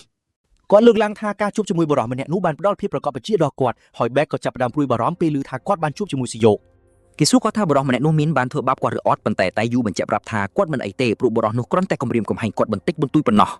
ទោះជាយ៉ាងណាក៏ដោយរឿងនេះគ្រាន់តែរំលឹកគាត់អំពីរបៀបដែលមនុស្សគ្មានអំណាចកំពុងត្រូវបានគេជិះជាន់តែប៉ុណ្ណោះ ដោយសារតែរឿងនេះគាត់ក៏សម្រេចចិត្តថាគាត់នឹងបង្កើតក្រុមហ៊ុនឱសថមួយដោយអ្វីដែលបេកបានស្នើឡើងហើយគាត់ក៏ចង់ឲ្យបេកបន្តជួយការងារគាត់តទៅទៀត បេកក៏យល់ព្រមតាមហើយតាយូបានជំរុញឲ្យគេបញ្ចប់ការសាងសង់ឲ្យបានលឿនខណៈពេលដែលទម្លីប្រាប់ថាគាត់នឹងត្រូវចេញទៅក្រៅមួយរយៈសិន គាត់និយាយថាគាត់នឹងចេញទៅក្រៅរហូតដល់តែក្រុមហ៊ុនត្រូវបានបង្កើតឡើងរួចរាល់ព្រោះគាត់កំពុងព្យាយាមស្រាវជ្រាវផលិតថ្នាំថ្មីៗមួយចំនួន និយាយពីក្បាច់គុណវិញ្ញាណពិសេសរូបរាងដ៏ច្បុកច្បល់វាគឺជាក្បាច់គុណផ្ដាច់មុខដែលត្រូវបានបង្កើតឡើងដោយថេងជាមូលដ្ឋានវាបានរួមបញ្ចូលគ្នានូវវិធីសាស្ត្របណ្ដុះស្មារតីកម្រិតមូលដ្ឋានរបស់ត្រកូលមួយនេះវាគឺជាការបណ្ដុះធម្មពលជីធាតុទាំង5ដែលមានការត្រាស់ដឹងពីក្បាច់គុណផ្សេងៗគ្នាជាច្រើនហើយវាមានកម្រិតរហូតដល់ទៅ10ផ្កាយឯណោះ ផ្កាយទី1ដល់ទី2គឺជាការបង្កើតសារធាតុពិសផ្កាយទី3ដល់ទី4គឺជាការផលិតថ្នាំបន្សាបចំណែកឯផ្កាយទី5ដល់ទី6វិញគឺជាការបញ្ចឹងធម្មពលពិស កម្រិតផ្កាយទី7ដល់ទី9គឺជារូបផ្កាយ2ការបញ្ចេញធម្មពលដាវនិងការប្រមូលអាវុធសម្ងាត់មកវិញចំណែកផ្កាយទី10គឺជាការផ្ដុំវិញ្ញាណ2ឆ្លងផុតផ្កាយទី10គេត្រូវពឹងលើការត្រាស់ដឹងដើម្បីដាស់វិញ្ញាណពិសឲ្យភ្ញាក់ឡើង ជាក់ស្ដែងមានតែអ្នកមានវិញ្ញាណពីរទេទើបអាចប្រើក្បាច់សម្ងាត់ភ្លៀងផ្កា 10000 ស្រទាប់បានវាជាក្បាច់អថាងបានប្រើដើម្បីរំលាយបិសាចសុគាដែលជាប្រមុខនិកាយបិសាច នាមមើលទេជូវិញគេកំពុងជាប់នៅភ្នំជេរីដើម្បីតាមប្រមាញ់បិសាចពឹសគេបានប៉ះជាមួយសត្វលីងក្រញ៉ាំពឹសដែលមានទំហំប៉ុនសត្វខ្លាដោយសារតែបិសាចនោះស្វិតស្វាញពេកគេស្ទើរតែអស់ទាំងធម្មពលខាងក្នុងនិងអាវុធពីខ្លួនទៅហើយ ដោយសារតែកម្រិតបច្ចុប្បន្នរបស់គេនៅត្រឹមផ្កាយទី3គេក៏គិតថាខ្លួនប្រហែលជានៅចន្លោះអ្នកក្បាច់គុណលំដាប់ទី2និងទី1នៃពិភពយុទ្ធគុណចុងហ្គូ ថៃអូមិនពេញចិត្តនឹងកម្រិតបច្ចុប្បន្នរបស់គេឡើយព្រោះតែគេជឿថាវានៅតែជារឿងគួរឲ្យខ្មាស់អៀនហើយនេះជាមូលហេតុដែលគេបន្តសង្ងំនៅលើភ្នំដើម្បីស្រូបយកជាតិពឹសពីសត្វវេទមន្តគេពិនិត្យមើលថង់ពឹសរបស់សត្វដែលគេទើបតែសម្លាប់នោះហើយក៏ដឹងថាវាមានទំហំធំមិនធម្មតាឡើយ ដោយសារគេមានការចងចាំទាំងអស់ពីខាងការចម្រាញ់ពឹសគឺជារឿងងាយស្រួលបំផុតសម្រាប់គេគេជឿជាក់ថាដរាបណាគេនៅតែបន្តស្រូបយកពឹសថ្មីៗគេប្រកាសជាអាចបង្កើនកម្លាំងបានយ៉ាងឆាប់រហ័ស កាលពីមុនរាងកាយគេបន្សំខ្លួនយឺតទើបធ្វើឲ្យគេជាប់គាំងនៅត្រឹមផ្កាយទី3ប៉ុន្តែពេលនេះរាងកាយគេមានលំនឹងហើយដូច្នេះការឡើងទៅកាន់កម្រិតបន្ទាប់នឹងលែងជាបញ្ហាទៀតហើយ តែជួយជឿជាក់យ៉ាងមុតមមថាប្រសិនបើគេស្រូបយកពឹសរបស់ក្តាន់ទឹកពឹសស្ពណ៌ដែលជាគោលដៅរបស់គេនោះវានឹងគ្រប់គ្រាន់ហើយ ក្រោយពេលចាក់កាសត្វលីងរួចរាល់ទេជូក៏នឹកឃើញថាគេត្រូវតែប្រមូលកម្រិតខ្លីដ៏មានតម្លៃរបស់គេមកវិញ បន្តិចក្រោយមកគេក៏រកឃើញក្តាន់ទឹកពឹសស្ពណ៌ដែលវាជាសត្វវេទមន្តស្លួតបូតមិនកាចសាហាវនិងមានបូម2នៅលើខ្នងដូចជាសត្វអូត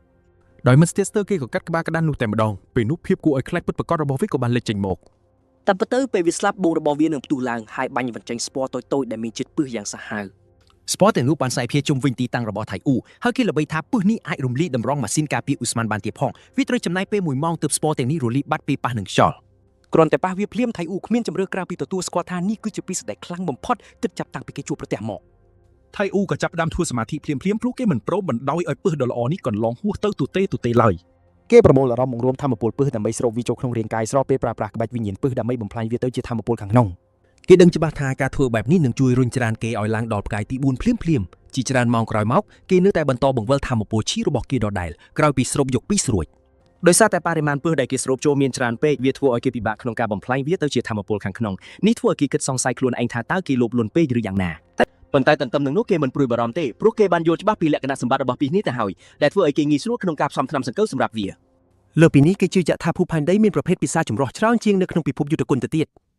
ដោយប្រើប្រាស់ចំណុចខ្លាំងនេះគេមានគម្រោងអភិវឌ្ឍខ្លួនឲ្យរឹងមាំកាន់តែលឿនព្រោះគេមិនចង់ត្រឡប់ទៅទុនខ្សោយដូចពីមុនទៀតឡើយក្រោយបង្វិលធម្មពលយ៉ាងតឹងតែងអស់ជាច្រើនម៉ោងទីបំផុតគេបានទម្លុះដល់ផ្កាយទី4ហើយគេអាចមានអារម្មណ៍ពីធម្មពលដ៏ពុះកន្ត្រូលនៅក្នុងខ្លួន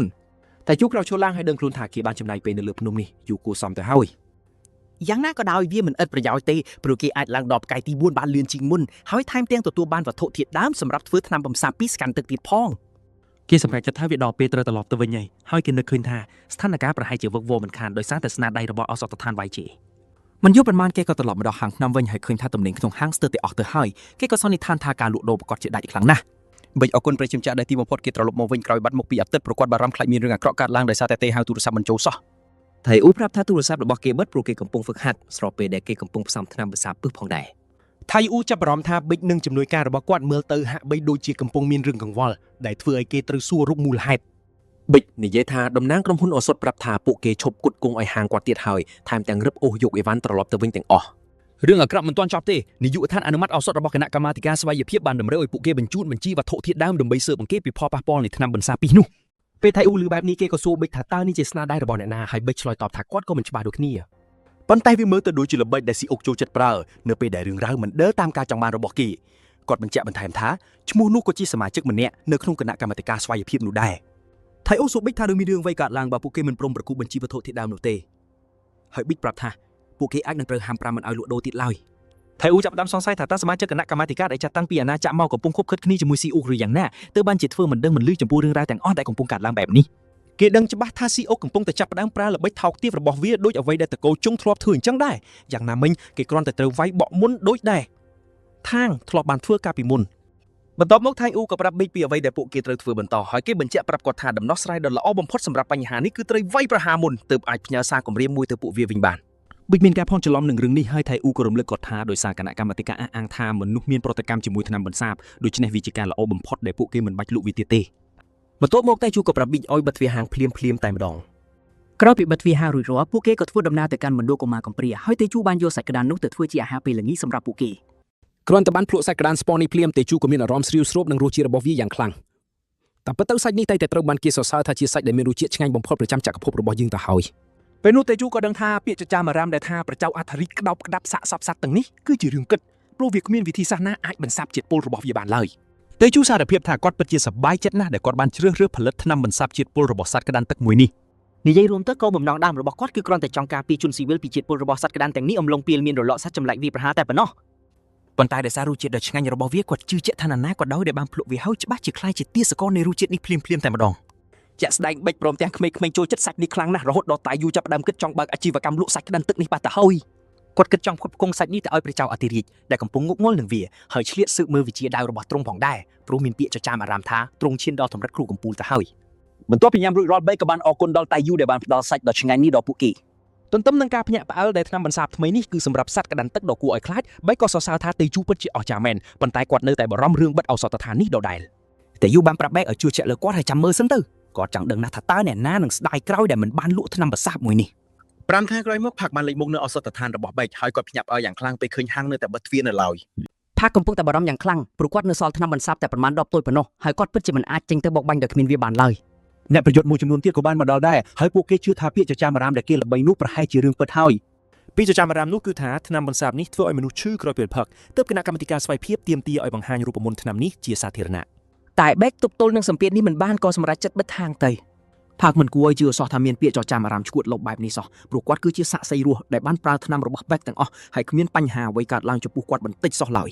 ស្រាប់តែពួកគេមានអារម្មណ៍ពីវត្តមានដ៏គួរឲ្យខ្លាចមួយហើយម្នាក់នោះតាមពិតទៅគឺជាយីងហួរសោះ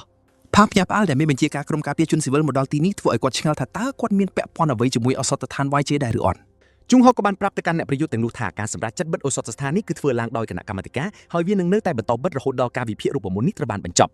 ជុងហុកបានដេញអ្នកប្រយុទ្ធទាំងនោះឲ្យចេញពីទីនេះព្រោះគាត់មិនចង់ឃើញពួកគេមកឈូអ៊ូអនៅទីនេះទៀតឡើយ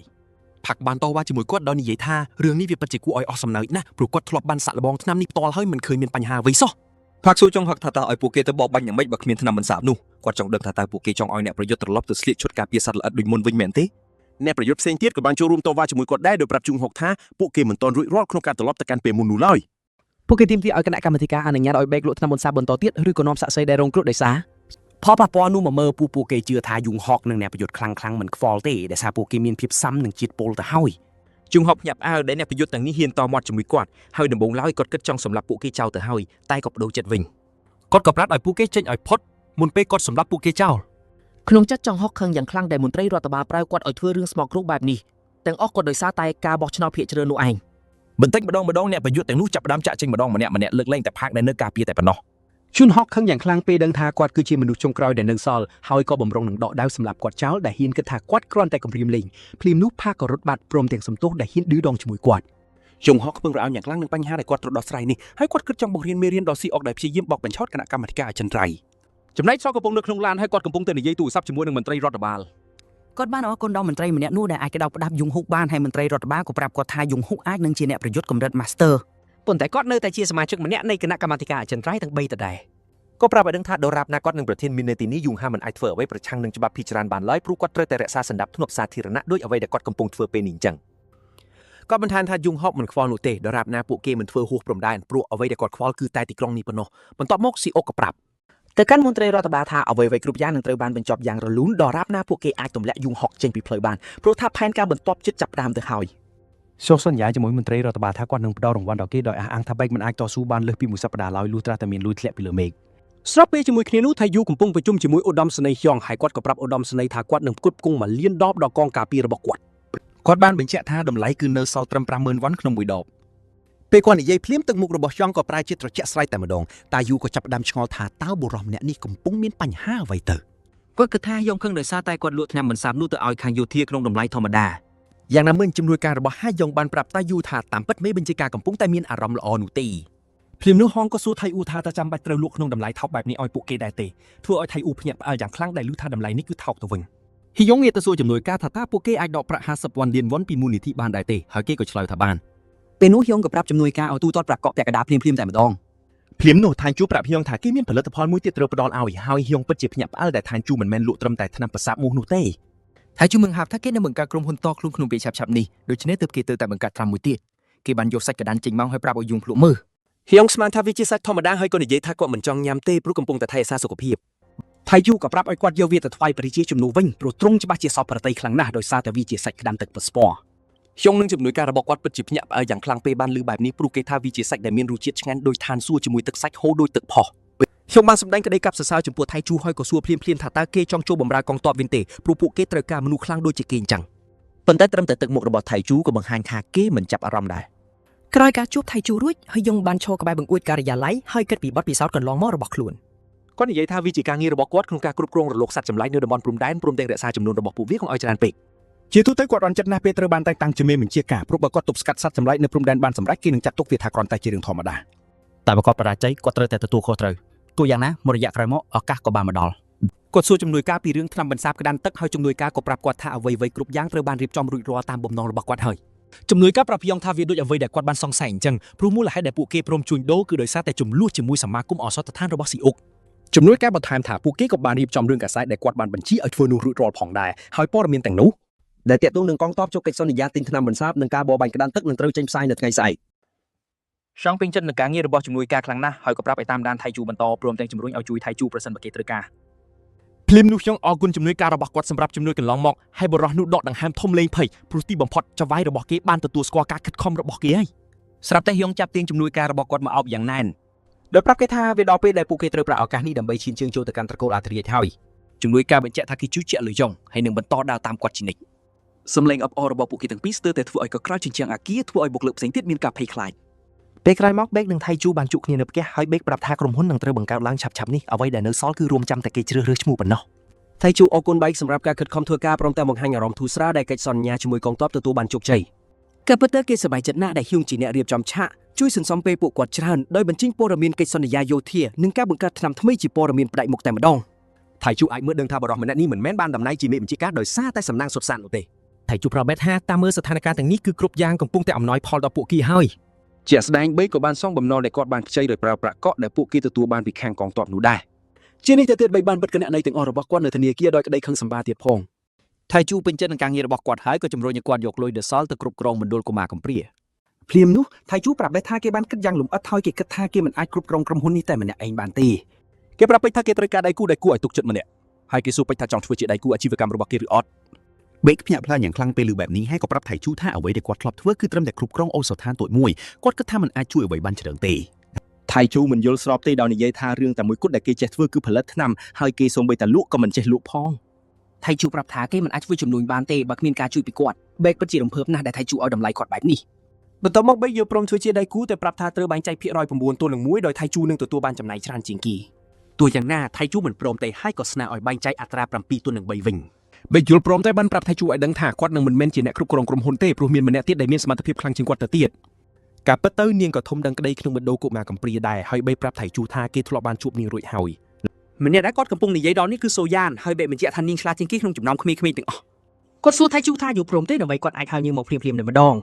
ក្នុងចិត្តថៃជូពិតជាកោតសរសើរនៅរបៀបគ្រប់គ្រងរបស់បេកព្រោះគាត់បានចិញ្ចឹមក្មេងៗឲ្យចូលក្នុងសង្គមជាមួយអាជីពផ្សេងៗគ្នាដែលនេះជាថ្មីដៃពិសេសរបស់គាត់ ថៃជូបញ្ជាក់ប្រាប់បេកថាគេរីករាយនឹងធ្វើការជាមួយអ្នកមានសមត្ថភាពជានិច្ចហើយអ្នកទាំងពីរក៏ចាប់ដៃគ្នាយល់ព្រមកិច្ចព្រមព្រៀងនេះ បន្ទាប់មកថៃជូប្រាប់បេកថាគេទើបតែនឹកឃើញឈ្មោះក្រុមហ៊ុនមួយគេបង្ហើបថាឈ្មោះនោះគឺថៃហុងបៃអូដែលជាការបញ្ចូលគ្នានៃឈ្មោះរបស់ពួកគេទាំងពីរ បេកពេញចិត្តនឹងឈ្មោះនេះខ្លាំងណាស់ហើយក៏បញ្ជាក់ប្រាប់ថៃជូថាគាត់នឹងយកវាទៅចុះបញ្ជីភ្លាមៗតែម្ដង លើកពីនេះគាត់បានប្រាប់ថាគាត់បានហៅអ្នកត្រាស់ដឹងដែលធំដឹងក្តីក្នុងមណ្ឌលកុមារកំព្រាមកដើម្បីឲ្យពួកគេធ្វើជាអង្គរៈការពារថៃយូថៃយូបានសួរពីហេតុផលហើយគាត់ក៏ប្រាប់ថាស៊ីអុកអាចនឹងប្រើហិង្សាទើបចង់ឲ្យពួកនេះមកជួយការពារគេ ថៃយូប្រាប់បេកថាគេមិនអីទេហើយបញ្ជាក់ថាឲ្យអ្នកទាំងនោះទៅការពារមណ្ឌលកុមារកំព្រាវិញល្អជាង ក្នុងចិត្តរបស់បេកងឿងឆ្ងល់យ៉ាងខ្លាំងថាថៃយូពឹងផ្អែកលើអ្វីបានជាគេមានទំនុកចិត្តខ្លាំងយ៉ាងនេះ ដោយសារតែថៃយូគ្មានស្នាមនៅលើមុខបិជឿថាគេមិនមែនជាអ្នកត្រាស់ដឹងទេហើយក៏ឆ្ងល់ថាតើគេពឹងផ្អែកលើកម្លាំងយោធាពីមុនរបស់គេឬយ៉ាងណា ថៃយូឲ្យមើលឃើញក្តីកង្វល់លើកទៅមកគាត់ហើយក៏សួរថាហេតុអីនៅតែមិនទុកចិត្តទៀតបន្ទាប់ពីបានឃើញរឿងគ្រប់យ៉ាងកន្លងមកនេះ យ៉ាងណាក្តីបេកបានបញ្ជាក់ថាគាត់ពិតជាទុកចិត្តគេដោយប្រាប់ថាគ្មានអ្នកណាផ្សេងដែលគាត់ជឿជាក់ជាងគេនោះទេ បន្ទាប់មកថៃយូក៏សម្រេចចិត្តបកស្រាយឲ្យច្បាស់ដោយប្រាប់បេកឲ្យហៅក្រុមអ្នកត្រាស់ដឹងទាំងមុំមក ក្រុមដែលត្រូវធ្វើជាអង្គរៈនោះព្រោះគេចង់បង្ហាញសមត្ថភាពស្របពេលសាកល្បងថ្នាំបន្សាបជាតិពុលស្វាតែម្ដងជាមួយនឹងស្នាមញញឹមលើផ្ទៃមុខថៃយូបានប្រាប់បេកថាគេចង់ចេញទៅបបបាញ់ជាមួយនឹងក្រុមមួយនោះ មិនយូរប៉ុន្មានថៃយូនិងក្រុមនោះក៏បានចេញឈ្មោះទៅកាន់ភ្នំជេរីហើយមេក្រុមឈ្មោះប៊ីកឆាងហ៊ុនពិតជាភ្ញាក់ផ្អើលយ៉ាងខ្លាំងនឹងអាវធំតម្លៃ 4000 លានវ៉ុនដ៏ស្រស់ស្អាតរបស់ថៃយូ ដោយសារតែថៃយូជាអ្នកដើរនាំមុខគេបុរសនោះក៏បានទះស្មាគាត់ហើយសុំឲ្យខ្លួនជាអ្នកនាំមុខវិញព្រោះសត្វចម្លែកអាចនឹងលេចមុខមកគ្រប់ពេល តែថៃយូបានប្រាប់យ៉ាងម៉ឺងម៉ាត់ថាកុំហៅគេថាចវាយឲ្យសោះគឺត្រូវហៅថាបងប្រុសវិញ ចាងហ៊ុនក៏យល់ព្រមរួចបានបញ្ជាក់សម្ដីម្ដងទៀតដោយប្រាប់ឲ្យថេយូដើរពីក្រោយគាត់វិញព្រោះពួកគេមានភារកិច្ចត្រូវការពារគេ ថេយូនៅស្ងៀមមិននិយាយឯបរិនោះក៏បានសំទោសបើសិនបើសម្ដីរបស់ខ្លួនហួសហេតុពេក ប៉ុន្តែថេយូបានប្រាប់គាត់ថាមិនបាច់សុំទោសនោះទេព្រោះគេស៊ាំតែហើយដោយសារតែគេមិនមែនជាអ្នកត្រាស់ដឹងអ្វីឡើយ បន្ទាប់មកគេក៏ប្រាប់គាត់ថាពួកគេនឹងនិយាយគ្នាបន្ថែមទៀតបន្ទាប់ពីកម្ចាត់គ្រោះថ្នាក់ដែលកំពុងលាក់ខ្លួននេះសិន ឆាងហ៊ុនមានអារម្មណ៍វង្វេងដោយសារតែមិនដឹងថាថេយូកំពុងនិយាយពីអ្វីតែភ្លាមៗនោះគាត់ងើបមុខឡើងស្រាប់តែឃើញសត្វកំប្រុកព្យុះលោតសម្ដៅមកដូចហ្វូងឃ្នំ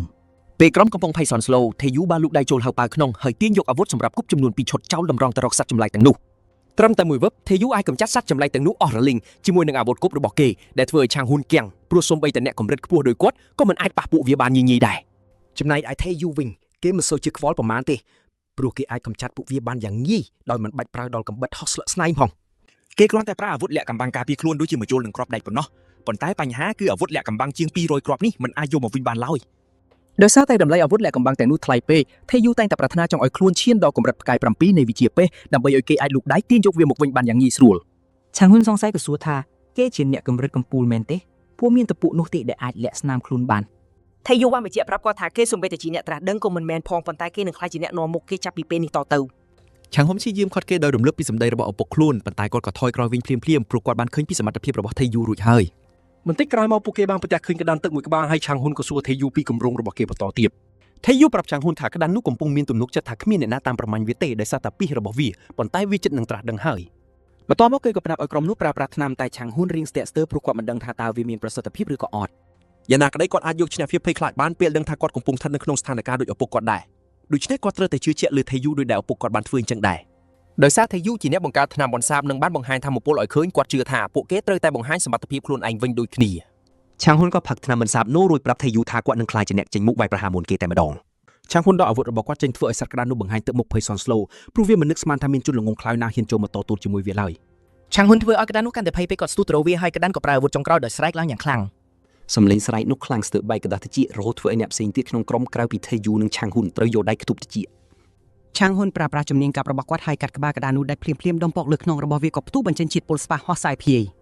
ក្រុមតែមូលនាំគ្នាភ័យស្លន់ស្លោសូម្បីតែថេយូក៏បារម្ភក្នុងចិត្តដែរប៉ុន្តែគេក៏បានដកដង្ហើមធំធូរទ្រូងពេលដឹងថាថ្នាំបន្សាបពិតជាមានប្រសិទ្ធភាពមែនលើពីនេះគឺពិតជាសរសើរដែលឆាងហ៊ុនមានភាពក្លាហានចំណែកអ្នកផ្សេងទៀតក៏ចាប់ផ្ដើមនិយាយពីប្រសិទ្ធភាពដ៏អស្ចារ្យរបស់ថ្នាំបន្សាបព្រោះពួកគេអាចដើរកាត់ជាតិពុលស្ប៉ាដោយគ្មានការភ័យខ្លាចអ្វីទាំងអស់បន្ទាប់មកថេយូបានងាកទៅរកឆាងហ៊ុនហើយសួរថាតើពេលនេះគាត់ជឿគេហើយឬនៅព្រោះពេលមានថ្នាំបន្សាបការកម្ចាត់ក្តាននេះគឺងាយដូចបកចេកអញ្ចឹង ឆាងហ៊ុនរួមជាមួយនឹងសមាជិកក្រុមផ្សេងទៀតបាននាំគ្នាសុំទោសដែលមិនជឿជាក់លើគេឯថេយូក៏ប្រាប់ឲ្យពួកគេបន្តការបរបាញ់ទៀតព្រោះមិនមានបញ្ហាអ្វីឡើយ ទោះជាយ៉ាងណាគេបានដាស់តឿនពួកគេឲ្យបន្លាស់សាច់ក្តាននេះសិនព្រោះពេលថ្នាំបន្សាបត្រូវបានបញ្ចេញសត្វក្តានទឹកនេះនឹងត្រូវគេប្រមាញ់រហូតដល់ផុតពូជមិនខាន ងាកមកទីក្រុងញូសេអ៊ូលនេះវិញសូយុនកំពុងតែបំពេញការងារក្នុងក្រុមហ៊ុនធំមួយក្នុងនាមជាអ្នកគ្រប់គ្រងវ័យក្មេងបំផុតម្នាក់ពេលសូយុនកំពុងតែធ្វើការប្រចាំថ្ងៃសោះតែចៅហ្វាយរបស់នាងបានលេងមុខមកនិយាយជាមួយនាងពីរឿងឪពុកនាងសូយុនឆ្ងល់ថាគាត់ចង់បានអ្វីពីនាងទើបចៅហ្វាយនាងប្រាប់ឲ្យនាងផ្អាកគម្រោងទាំងអស់ដែលកំពុងធ្វើពីនេះសិនព្រោះគាត់ចង់ឲ្យនាងចុះទៅទីក្រុងគូរីដើម្បីជួយធ្វើការឲ្យគាត់មួយ គាត់បានបង្ហាញអត្ថបទព័ត៌មានមួយទៅសូយុនអំពីក្រុមហ៊ុនឱសថថ្មីដែលឪពុកនាងកំពុងធ្វើការនៅទីនោះ សួនកាំងបន្តិចពេលឮបែបនេះព្រោះលោកប៉ាមិនដែលហើបមាត់ប្រាប់នាងពីរឿងនេះសោះ មេរបស់នាងប្រាប់ចំថាគេមិនខ្វល់ពីនាងទេហើយអ្វីដែលគេចង់បានគឺគ្រាន់តែឲ្យនាងចុះទៅក្រុងគូរីតែប៉ុណ្ណោះ គេបញ្ជាឲ្យនាងតាមតងឪពុកនាងឲ្យជាប់ជីកកកែរកព័ត៌មានពីថ្នាំបន្សាបនិងត្រូវស៊ើបយកអត្ថន័យរូបមន្តនោះមកឲ្យបានទៀតផងគេគម្រាមនាងដោយរំលឹកពីតកែធំដែលពួកគេធ្វើការឲ្យហើយបញ្ចុះបញ្ជូលថាបើនាងអាចចាត់ការរឿងនេះបានល្អជីវិតនាងនឹងផ្លាស់ប្ដូរមិនខានសួនហួសចិត្តនឹកស្មានមិនដល់ថាមេនាងហ៊ានប្រើឲ្យនាងក្បត់ឪពុកបង្កើតខ្លួនឯងសោះស្រាប់ពេលនោះទូរស័ព្ទពីឪពុកនាងក៏រោឡើងនាងប្រាប់មីនាងឲ្យរងចាំមួយផ្លែតសុំពេលនិយាយជាមួយឪពុកសិនមីនាងប្រាប់ឲ្យនិយាយខ្លីៗបានហើយដើម្បីបានឆាប់សម្រេចចិត្តក្រោយពេលទម្លាក់ទូរស័ព្ទពីលោកប៉ាស៊ូនស្រាប់តែញញឹមស្រស់បំព្រងភ្លាមនោះមីនាងសួរថាតើនាងសម្រេចចិត្តបានហើយឬនៅស៊ូនក៏ពេបមាត់ដាក់គេហើយប្រាប់ថានាងគិតរួចរាល់ហើយនាងប្រាប់គេថានាងនឹងទៅគូរីហើយម្នាក់នោះរៀបនឹងអបអរទៅហៅស្រាប់តែស៊ូនគប់កាត់ការងារចំមុខគេព្រមទាំងប្រកាសថានាងសុំឈប់ពីក្រុមហ៊ុនដ៏រលួយនេះ នាងដាក់ហួសគេថែមទាំងជាប្រទេសគេដែលចូលចិត្តមើងងាយអ្នកដទៃទាំងដែលខ្លួនឯងទៀបទឺសោះពេលនាងដើរចេញមេនាងសាយឡូឡាសួរថានាងដឹងខ្លួនទេថាកំពុងធ្វើការសម្រេចចិត្តខុសធ្ងន់ប៉ុណ្ណាប៉ុន្តែស៊ូនគ្រាន់តែលើកម្រាមកដាដាក់គេវិញពេលថេជូនឹងអ្នកផ្សេងទៀតត្រឡប់មកដល់អាគារវិញថេជូប្រាប់ពួកគេឲ្យទៅសម្រាកចុះហើយបញ្ជាក់ថាគេនឹងចាត់ការរឿងដែលនៅសល់បន្តទៀតចុងកូនរៀងស្ទាក់ស្ទើរព្រោះប៉ាគេបញ្ជាឲ្យមកការពារថៃយូប៉ុន្តែថៃយូសួរទៅរកវិញថាតើគេគិតថាថៃយូជាអ្នកត្រូវការការពារមែនទេបន្ទាប់ពីឃើញហេតុការណ៍ថ្ងៃនេះហើយនោះគេប្រាប់ឲ្យចុងកូនត្រឡប់ទៅមណ្ឌលកុមារការពារដើម្បីការពារបាច់នឹងក្មេងៗវិញល្អជាង ជុំគុណយល់ស្របតាមថៃយូហើយគេក៏ប្រាប់ប្អូនៗឲ្យរៀបចំអីវ៉ាន់ដើម្បីត្រឡប់ទៅមណ្ឌលកុមារកំព្រាវិញ ក្នុងចិត្តជ្រៅជ្រៅថៃយូមិនសូវបារម្ភទេពួកគេជឿថាមណ្ឌលកុមារកំព្រានឹងមានសុវត្ថិភាពដោយសារវាជាកន្លែងតែមួយគត់ក្នុងទីក្រុង ហើយបើហ៊ានប៉ះពាល់វាច្បាស់ជាធ្វើឲ្យប្រជាជនខឹងសម្បាមិនខាន តែម្យ៉ាងវិញទៀតគេក៏ព្រួយបារម្ភដែរព្រោះក្នុងលោកនេះមានមនុស្សឈួតច្រើនណាស់ជាពិសេសនៅក្នុងក្រុងកូរីផ្ទាល់តែម្ដង ថៃយូដឹងថាគេត្រូវការមនុស្សដូចជាចុងហ្គុនព្រោះពេលក្រុមហ៊ុនបង្កើតឡើងហើយពួកគេជួមមនុស្សបានគ្រប់គ្រាន់ដើម្បីផលិតថ្នាំបន្សាបគេនៅមានពេលដកដង្ហើមខ្លះដើម្បីស្រាវជ្រាវបង្កើតថ្នាំថ្មីៗទោះបីជាគោលបំណងដើមគ្រាន់តែចង់មករស់នៅស្ងប់ស្ងាត់ក្នុងទីក្រុងក៏ដោយតែគេបែរជាធ្លាក់ចូលក្នុងរឿងរ៉ាវដ៏ធំសម្បើមមួយទោះជាយ៉ាងនេះក្តីថេជូមិនមែន ខំសម្បាអ្វីនោះទេពួកដោយសារតែរឿងឈួតលប់អស់ទាំងនេះហើយទៅគេមានលទ្ធភាពទិញភូមិគ្រឹះដែលកំពុងរស់នៅសពថ្ងៃនេះ ថេជូនៅតែមានអារម្មណ៍ចម្លែកព្រោះគេស្ទើរតែមិនជឿទាល់តែសោះថាពេលនេះគេមានផ្ទះផ្ទាល់ខ្លួនហើយ ថេជូរំលឹកពីជីវិតកន្លងមកហើយដឹងច្បាស់ថាមនុស្សល្អៗដែលគេបានជួបគឺជាពរជ័យដ៏ធំបំផុតក្នុងជីវិតរបស់គេ ថេជូគេងនៅលើគ្រែបណ្ដាគិតពីក្រុងគូរីដែលជិតខ្លាយជាគ្រឹះដ៏រឹងមាំសម្រាប់ឲ្យគេឈរជើងដោយមោទនភាព ស្របពេលនោះមានពួកជនពៀមួយក្រុមបានមកដល់ក្រៅភូមិគ្រឹះហើយមេកេរបស់ពួកវាគឺស៊ីក ស៊ីកភ្ញាក់ផ្អើលដែលថៃយូជាកូនអ្នកចំណូលថ្មីសោះតែមានភូមិគ្រឹះទៅហើយកូនចៅវាម្នាក់ប្រាប់ថាគេរកលុយបានពីថ្នាំបន្សាបនោះ ស៊ីកស្រែកសម្លុតកូនចៅវាហើយប្រាប់ថាវាមិនមែនល្ងងទេហើយវាក៏ដឹងពីរឿងនេះច្បាស់ដែរ ស៊ីកនិយាយថាវានឹងចាប់ចម្រិតថៃយូយកមកធ្វើជារបស់ខ្លួនបាត់ទៅហើយប្រសិនបើគ្មានវិជាពិស័កទេបន្ទាប់មកពួកជនពៀក៏គាស់សោចូលទៅក្នុងផ្ទះរបស់ថៃយូតែម្ដង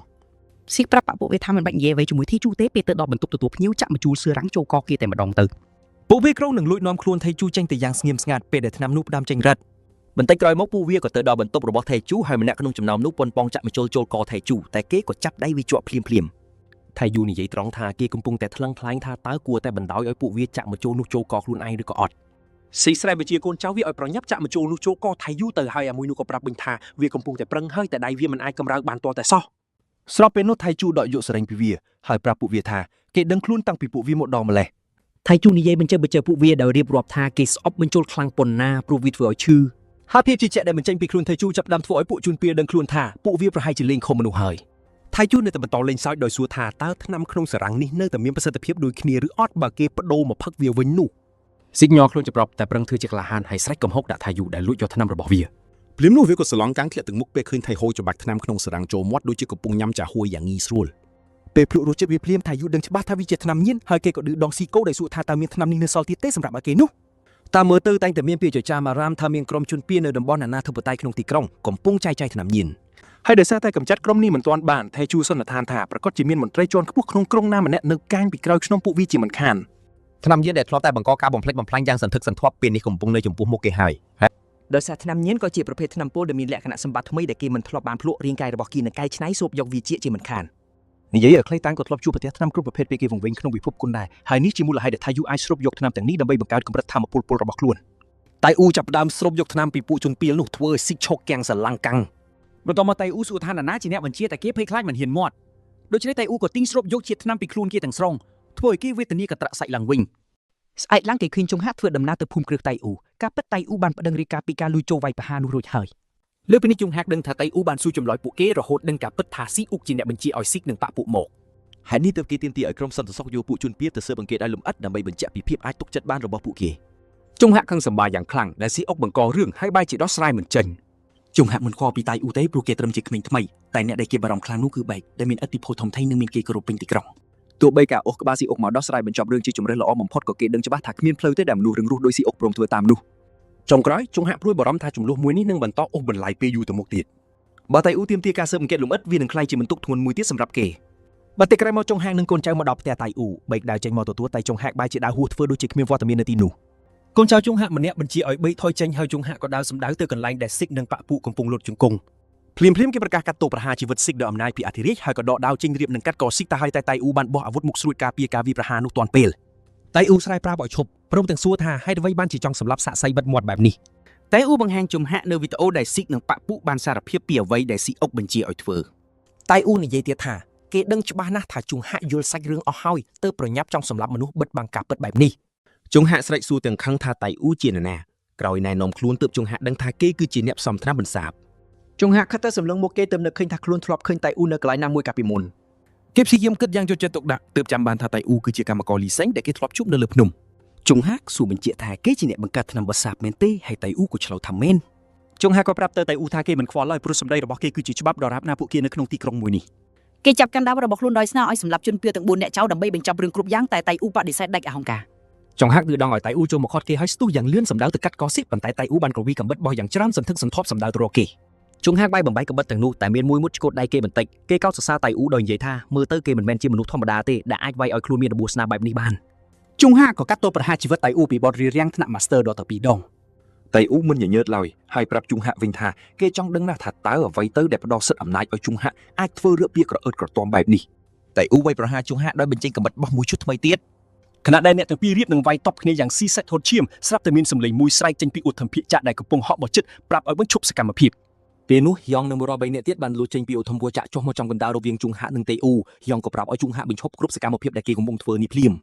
ជុងហាក់សួរហៀងថាហេតុអ្វីឡើងមកដល់ទីក្រុងសេរីនេះហៀងសួរបកវិញថាតើគេត្រូវការសុំការអនុញ្ញាតសិនមែនទេ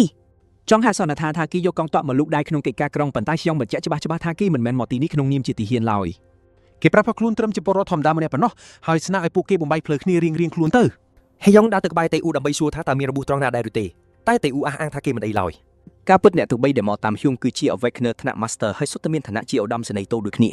ាអ្នកទាំង3សុកចិត្តស្លាប់និងសម្លាប់ដើម្បីតៃអ៊ូដែលពួកគេចាត់ទុកថាជាអ្នកមានគុណយ៉ាងធំធេងជុងហាក់ញាក់ផ្អើលដែលឃើញក្រុមទាហានស្និទ្ធស្នាលជាមួយតៃអ៊ូដូចជាមិត្តភក្តិបែបនេះគេសង្ស័យថាប្រហែលជាតៃអ៊ូស្គាល់ពួកគេតាមរយៈខ្សែរយៈរបស់ឪពុកគេក៏ថាបានជុងហាក់ដឹងថាខ្លួនត្រូវតាមប្រយ័ត្នប្រយែងពេលនៅក្បែរអ្នកទាំង4ព្រោះពួកគេសុទ្ធតែជាទាហាននិងជាកម្ពុជា Master ទៀតផងជុងហាក់សម្រាប់ចិត្តដកថយតែគុំគួនសងសិទ្ធភាពអាម៉ាស់មួយនេះនៅពេលក្រោយ ជុងហាប្រាប់អ្នកអរគ្នាថាគេនឹងចាក់ចេញហើយឯយ៉ងក៏ឌឺដងប្រាប់ឲ្យគេនៅលេងបន្តិចទៀតសិនទៅ ជុងហាស្រែកដាស់យ៉ងដោយប្រាប់ថាគេមិនមែនទំនេរដូចយ៉ងនិងកូនចៅនោះទេយ៉ងញញឹមហើយតបទៅជុងហាក់វិញថាវាជារឿងដែលគេអាចទាយទុកមុនទៅហើយជុងហាក់មានអារម្មណ៍ថាវង្វេងវង្វាន់នឹងសម្ដីនេះហើយយ៉ងក៏ប្រាប់ថាបើគេអះអាងថាខ្លួនឯងរវល់ខ្លាំងម្លេះសមតែគេចាត់ការពួកជនពៀក្នុងក្រុងនេះតាំងពីយូរណាស់មកហើយគេបន្តឌៀមដាមដោយប្រាប់ថាគេស្ម័គ្រចិត្តបញ្ជូនកម្លាំងទៅជួយបើសិនជាពួកជនពៀនោះពិតជាខ្លាំងដៃពេករហូតដល់ក្រុមការពារក្រុងមិនអាចទប់ទល់បានមែននោះ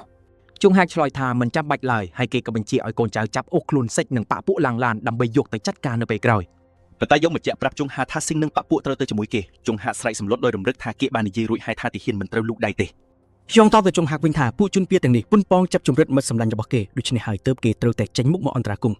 ស្ថានភាពប្រឈានដល់ការប្រជុំមុខគ្នាភ្លាមៗហើយយូងហ៊ូបានប្រាប់ហៀងថាអ្វីដែលគេកំពុងធ្វើគឺបំពេញរាជបញ្ជាយ៉ាងច្បាស់គេព្យាយាមយកឈ្មោះអធិរាជមកពាក់ព័ន្ធក្នុងរឿងនេះហើយពេលនោះឯងដែលហ៊ីយ៉ងបានបញ្ចេញធម្មពលអូរ៉ារបស់ខ្លួនមកក្រៅ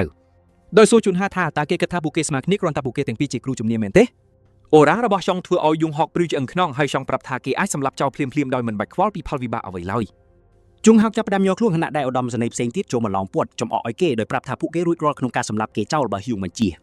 សូម្បីកូនចៅយូងហុកខ្លួនឯងក៏ភ័យញាត់ដែរពេលយូងហុកដឹងខ្លួនថាមិនអាចទប់ទល់ស្ថានភាពបានទេគេក៏ប្រមូលកូនចៅរបស់ខ្លួនហើយប្រាប់ឲ្យពួកគេដកថយភ្លាមក្រោយគេចេញទៅបាត់ថៃយូបានអរគុណយូងសម្រាប់ជំនួយតែហុងបានបញ្ជាក់ថាគេមិនបាច់បារម្ភទេព្រោះពេលនេះពួកគេកំពុងជិះទូកតែមួយហើយបែក៏បានអរគុណហុងដែលមកដល់ភ្លាមព្រោះគេគឺជាអ្នកដែលបានតាក់ទងទៅឧត្តមសេនីយ៍យ៉ាងប្រញាប់ហៀងថាសំណាងហើយដែលបានខប្រាពួកលើនេះស្ថានភាពត្រូវបានដោះស្រាយរួចរាល់ហើយហើយចង់ប្រាប់ថាយូថាគេនឹងចាត់ការឈិកនឹងកូនចៅដោយខ្លួនឯងលើពីនេះគេនឹងទៅចាត់ការអ្នកនៅពីក្រោយខ្នងពួកគេដែលច្បាស់ណាស់ថាជាស៊ីថៃជូមិនចង់ឲ្យហ៊ីត្រូវបារម្ភទេព្រោះវាជារឿងផ្ទាល់ខ្លួនតែហុងប្រាប់ថានេះមិនមែនជាបញ្ហារបស់គេតែម្នាក់ឡើយព្រោះបើមានបញ្ហាណាមួយដែលធ្វើឲ្យរំខានដល់ថ្នាំបន្សាបនោះវានឹងធ្វើឲ្យសុវត្ថិភាពការងារទាំងមូលជួបគ្រោះថ្នាក់ជាមិនខានតាយូក៏យល់ព្រមឲ្យហ៊ីយ៉ងជាអ្នកចាត់ការរឿងនេះបញ្ហាទាំងអស់នេះហើយហ៊ីយ៉ងបានធានាប្រាប់តាយូថាគេនឹងដោះស្រាយបោសសម្អាតឲ្យស្អាតអស់ដូច្នេះគេមិនបាច់បារម្ភអ្វីឡើយថៃអ៊ូនៅគិតពីរឿងរបស់យ៉ងហុកហើយគេចាំយ៉ាងច្បាស់ថាយ៉ងហុកត្រូវបានមុតនឹងកំបិតហោះមួយតែគេមិនបានបង្ហាញរូបសញ្ញាពុលអ្វីទាល់តែសោះរហូតដល់ពេលដែលគេចេញទៅបាត់ថៃអ៊ូជឿថារឿងគ្រប់យ៉ាងអាចនឹងយ៉ាប់យឺនជាងនេះបើយងមិនបានលេចមុខមកទេដោយសារហេតុផលនេះថាយូសន្និដ្ឋានថាខ្លួនគេនៅទូនខ្សោយនៅឡើយហើយគេត្រូវតែខ្លាំងជាងនេះដើម្បីកុំឲ្យរឿងបែបនេះកើតឡើងម្ដងទៀតងាកមកវិញពេលចុងហុកត្រឡប់ទៅការិយាល័យគេសង្កល់ឃើញថាស្នាមរបួសនោះនៅថ្មីឡើយដែលនេះពិតជាចម្លែកណាស់គេឆ្វល់ថាតើជាជាតិពុលឬអត់ហើយមិនយូរប្រមាណវាក៏រៀលដាល់ពេញខ្លួនភ្លាមនោះរាងកាយគេប្រែជាពណ៌បៃតងជាមួយនឹងសរសៃឈាមលៀនឡើងមកគេស្រែកឡើងដោយក្តីឈឺចាប់ហើយស្រែកប្រាប់ជំនួយការឲ្យបញ្ជូនគេទៅមន្ទីរពេទ្យជាបន្ទាន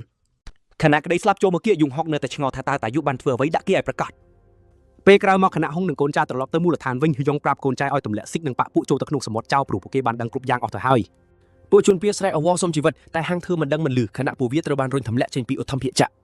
់ក្រោយចាក់ការរួចរាល់ខ្ញុំប្រាប់កូនចៅថាមានមនុស្សបន្ទាប់ក្នុងបញ្ជីដែលត្រូវចាត់ការបន្ថែមទៀតហើយគេបានបញ្ជាឲ្យកងទ័ពមួយចំនួនទៅការពារនៅថៃយ៉ុងបៃយូមើលទៅយ៉ងហាក់ដូចជាត្រៀមខ្លួនរួចរាល់ក្នុងការប្រើឱកាសនេះដើម្បីបង្កើតទំនាក់ទំនងជាមួយតាយូចំណែកសូយៀនបានមកដល់ពលានយន្តហោះគូយ៉ាស៊ីធីហើយក៏ទទួលបានខពីបងប្រុសរបស់នាងដែលប្រាប់នាងអំពីគ្រប់យ៉ាងដែលតាយូបានធ្វើសម្រាប់គ្រួសារនិងមណ្ឌលកុមារកំព្រ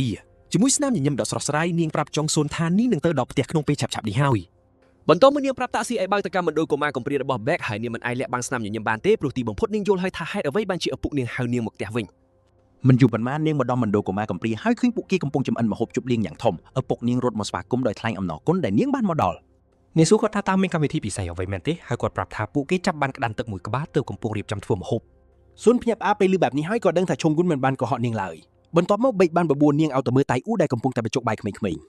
បិចណែនាំស៊ូងទៅកាន់ថៃយូតែគេមិនសើភ្ញាក់ប្រាទេព្រោះពួកគេធ្លាប់ជួបគ្នាពីមុនមកហើយ ស៊ុនភ្ញាក់ផ្អើលយ៉ាងខ្លាំងដែលថៃយូនៅចាំនាងហើយនាងក៏សុំទោសចំពោះអកប្បកិរិយាមិនសមរម្យកាលពីជួបគ្នាលើកមុន នាងសន្យាជាមួយថៃយូថានឹងជួយពង្រីកក្រុមហ៊ុនឲ្យបានល្អហើយថៃយូពិតជាត្រេកអរចំពោះការធានានេះណាស់ ភ្លាមនោះជំនួយការហៀងឈ្មោះមីនស៊ូនិងទីហ៊ាន19នាក់ទៀតបានមកដល់ដោយប្រាប់តៃយូថាពួកគេត្រូវមកធ្វើជាអង្គរៈឲ្យថៃហុងបៃអូ តៃយូអរគុណពួកគេដែលបានមកតែប្រាប់ឲ្យដឹងថាកន្លែងស្នាក់នៅអាចជាបញ្ហាដោយសារចំនួនមនុស្សច្រើនដែលត្រូវរៀបចំឲ្យស្នាក់នៅ តែមីនស៊ូធានាថាកុំបារម្ភអីព្រោះពួកគេបានយកសម្ភារៈរបស់ជំរំមកជាមួយគ្រប់គ្រាន់អស់ទៅហើយពួកគេទាំងពីរក៏ចាប់ដៃគ្នាហើយថៃយូប្រាប់ថាគេសង្ឃឹមនឹងបានធ្វើការជាមួយគ្នាយ៉ាងរលូន មូស៊ូធានាថាគេនឹងបដូរជីវិតការពារគេហើយថៃយូក៏បបួលពួកគេឲ្យចាប់ដើមហូបស៊ុបក្តាន់ទឹកជាមួយគ្នា មូបញ្ជាកូនចៅឲ្យរៀបចំអីវ៉ាន់ភ្លាមៗរួចសឹមហូបអាហារ ថៃយូរំភើបយ៉ាងខ្លាំងដែលគ្រប់យ៉ាងដើរមកដល់ចំណុចនេះព្រោះគេលែងឯកាទៀតហើយដោយសារពេលនេះគេមានកងកម្លាំងផ្ទាល់ខ្លួនមួយ ក្រោយមកនៅ Guri Castle ស៊ីអុកត្រូវនាំខ្លួនមកកាន់គណៈកម្មការស្វ័យយ័តពីបទល្មើសរបស់គេពួកគេសួរឲ្យសារភាពហើយគេក៏ព្រមតែបង្ខំចិត្ត ក្រោយចេញពីបន្ទប់វិញសងធ្ងរទាំងឈឺចាប់ព្រោះគេត្រូវបានទម្លាក់កំហុសដាក់ដោយមនុស្សដែលធ្វើការជាមួយគេ គេក៏បារម្ភដែរដែលតាក់ទងទៅជីមិនបានសោះហើយនេះគឺជាពេលដែលគេសម្រេចចិត្តថាត្រូវសម្ងំស្ងាត់ៗសិនរងចាំឲ្យរឿងរ៉ាវស្ងប់ស្ងាត់ទៅវិញមួយសន្ទុះក្រោយឡានសុកបានឈប់នៅភ្លើងក្រហមហើយស្រាប់តែមានបុរសពាក់ម៉ាស់ម្នាក់ជិះម៉ូតូលិចមុខមក បុរសពាក់ម៉ាស់យកដំបងវាយបំបីកញ្ចក់ឡានសម្រាប់សោករួចរុញឡានទម្លាក់ចូលទឹកទន្លេបន្ទាប់ពីរួចដៃគេក៏តាក់ទងទៅចៅហ្វាយប្រាប់ថាបេសកកម្មបានសម្រេចហើយគេកំពុងត្រឡប់ទៅវិញ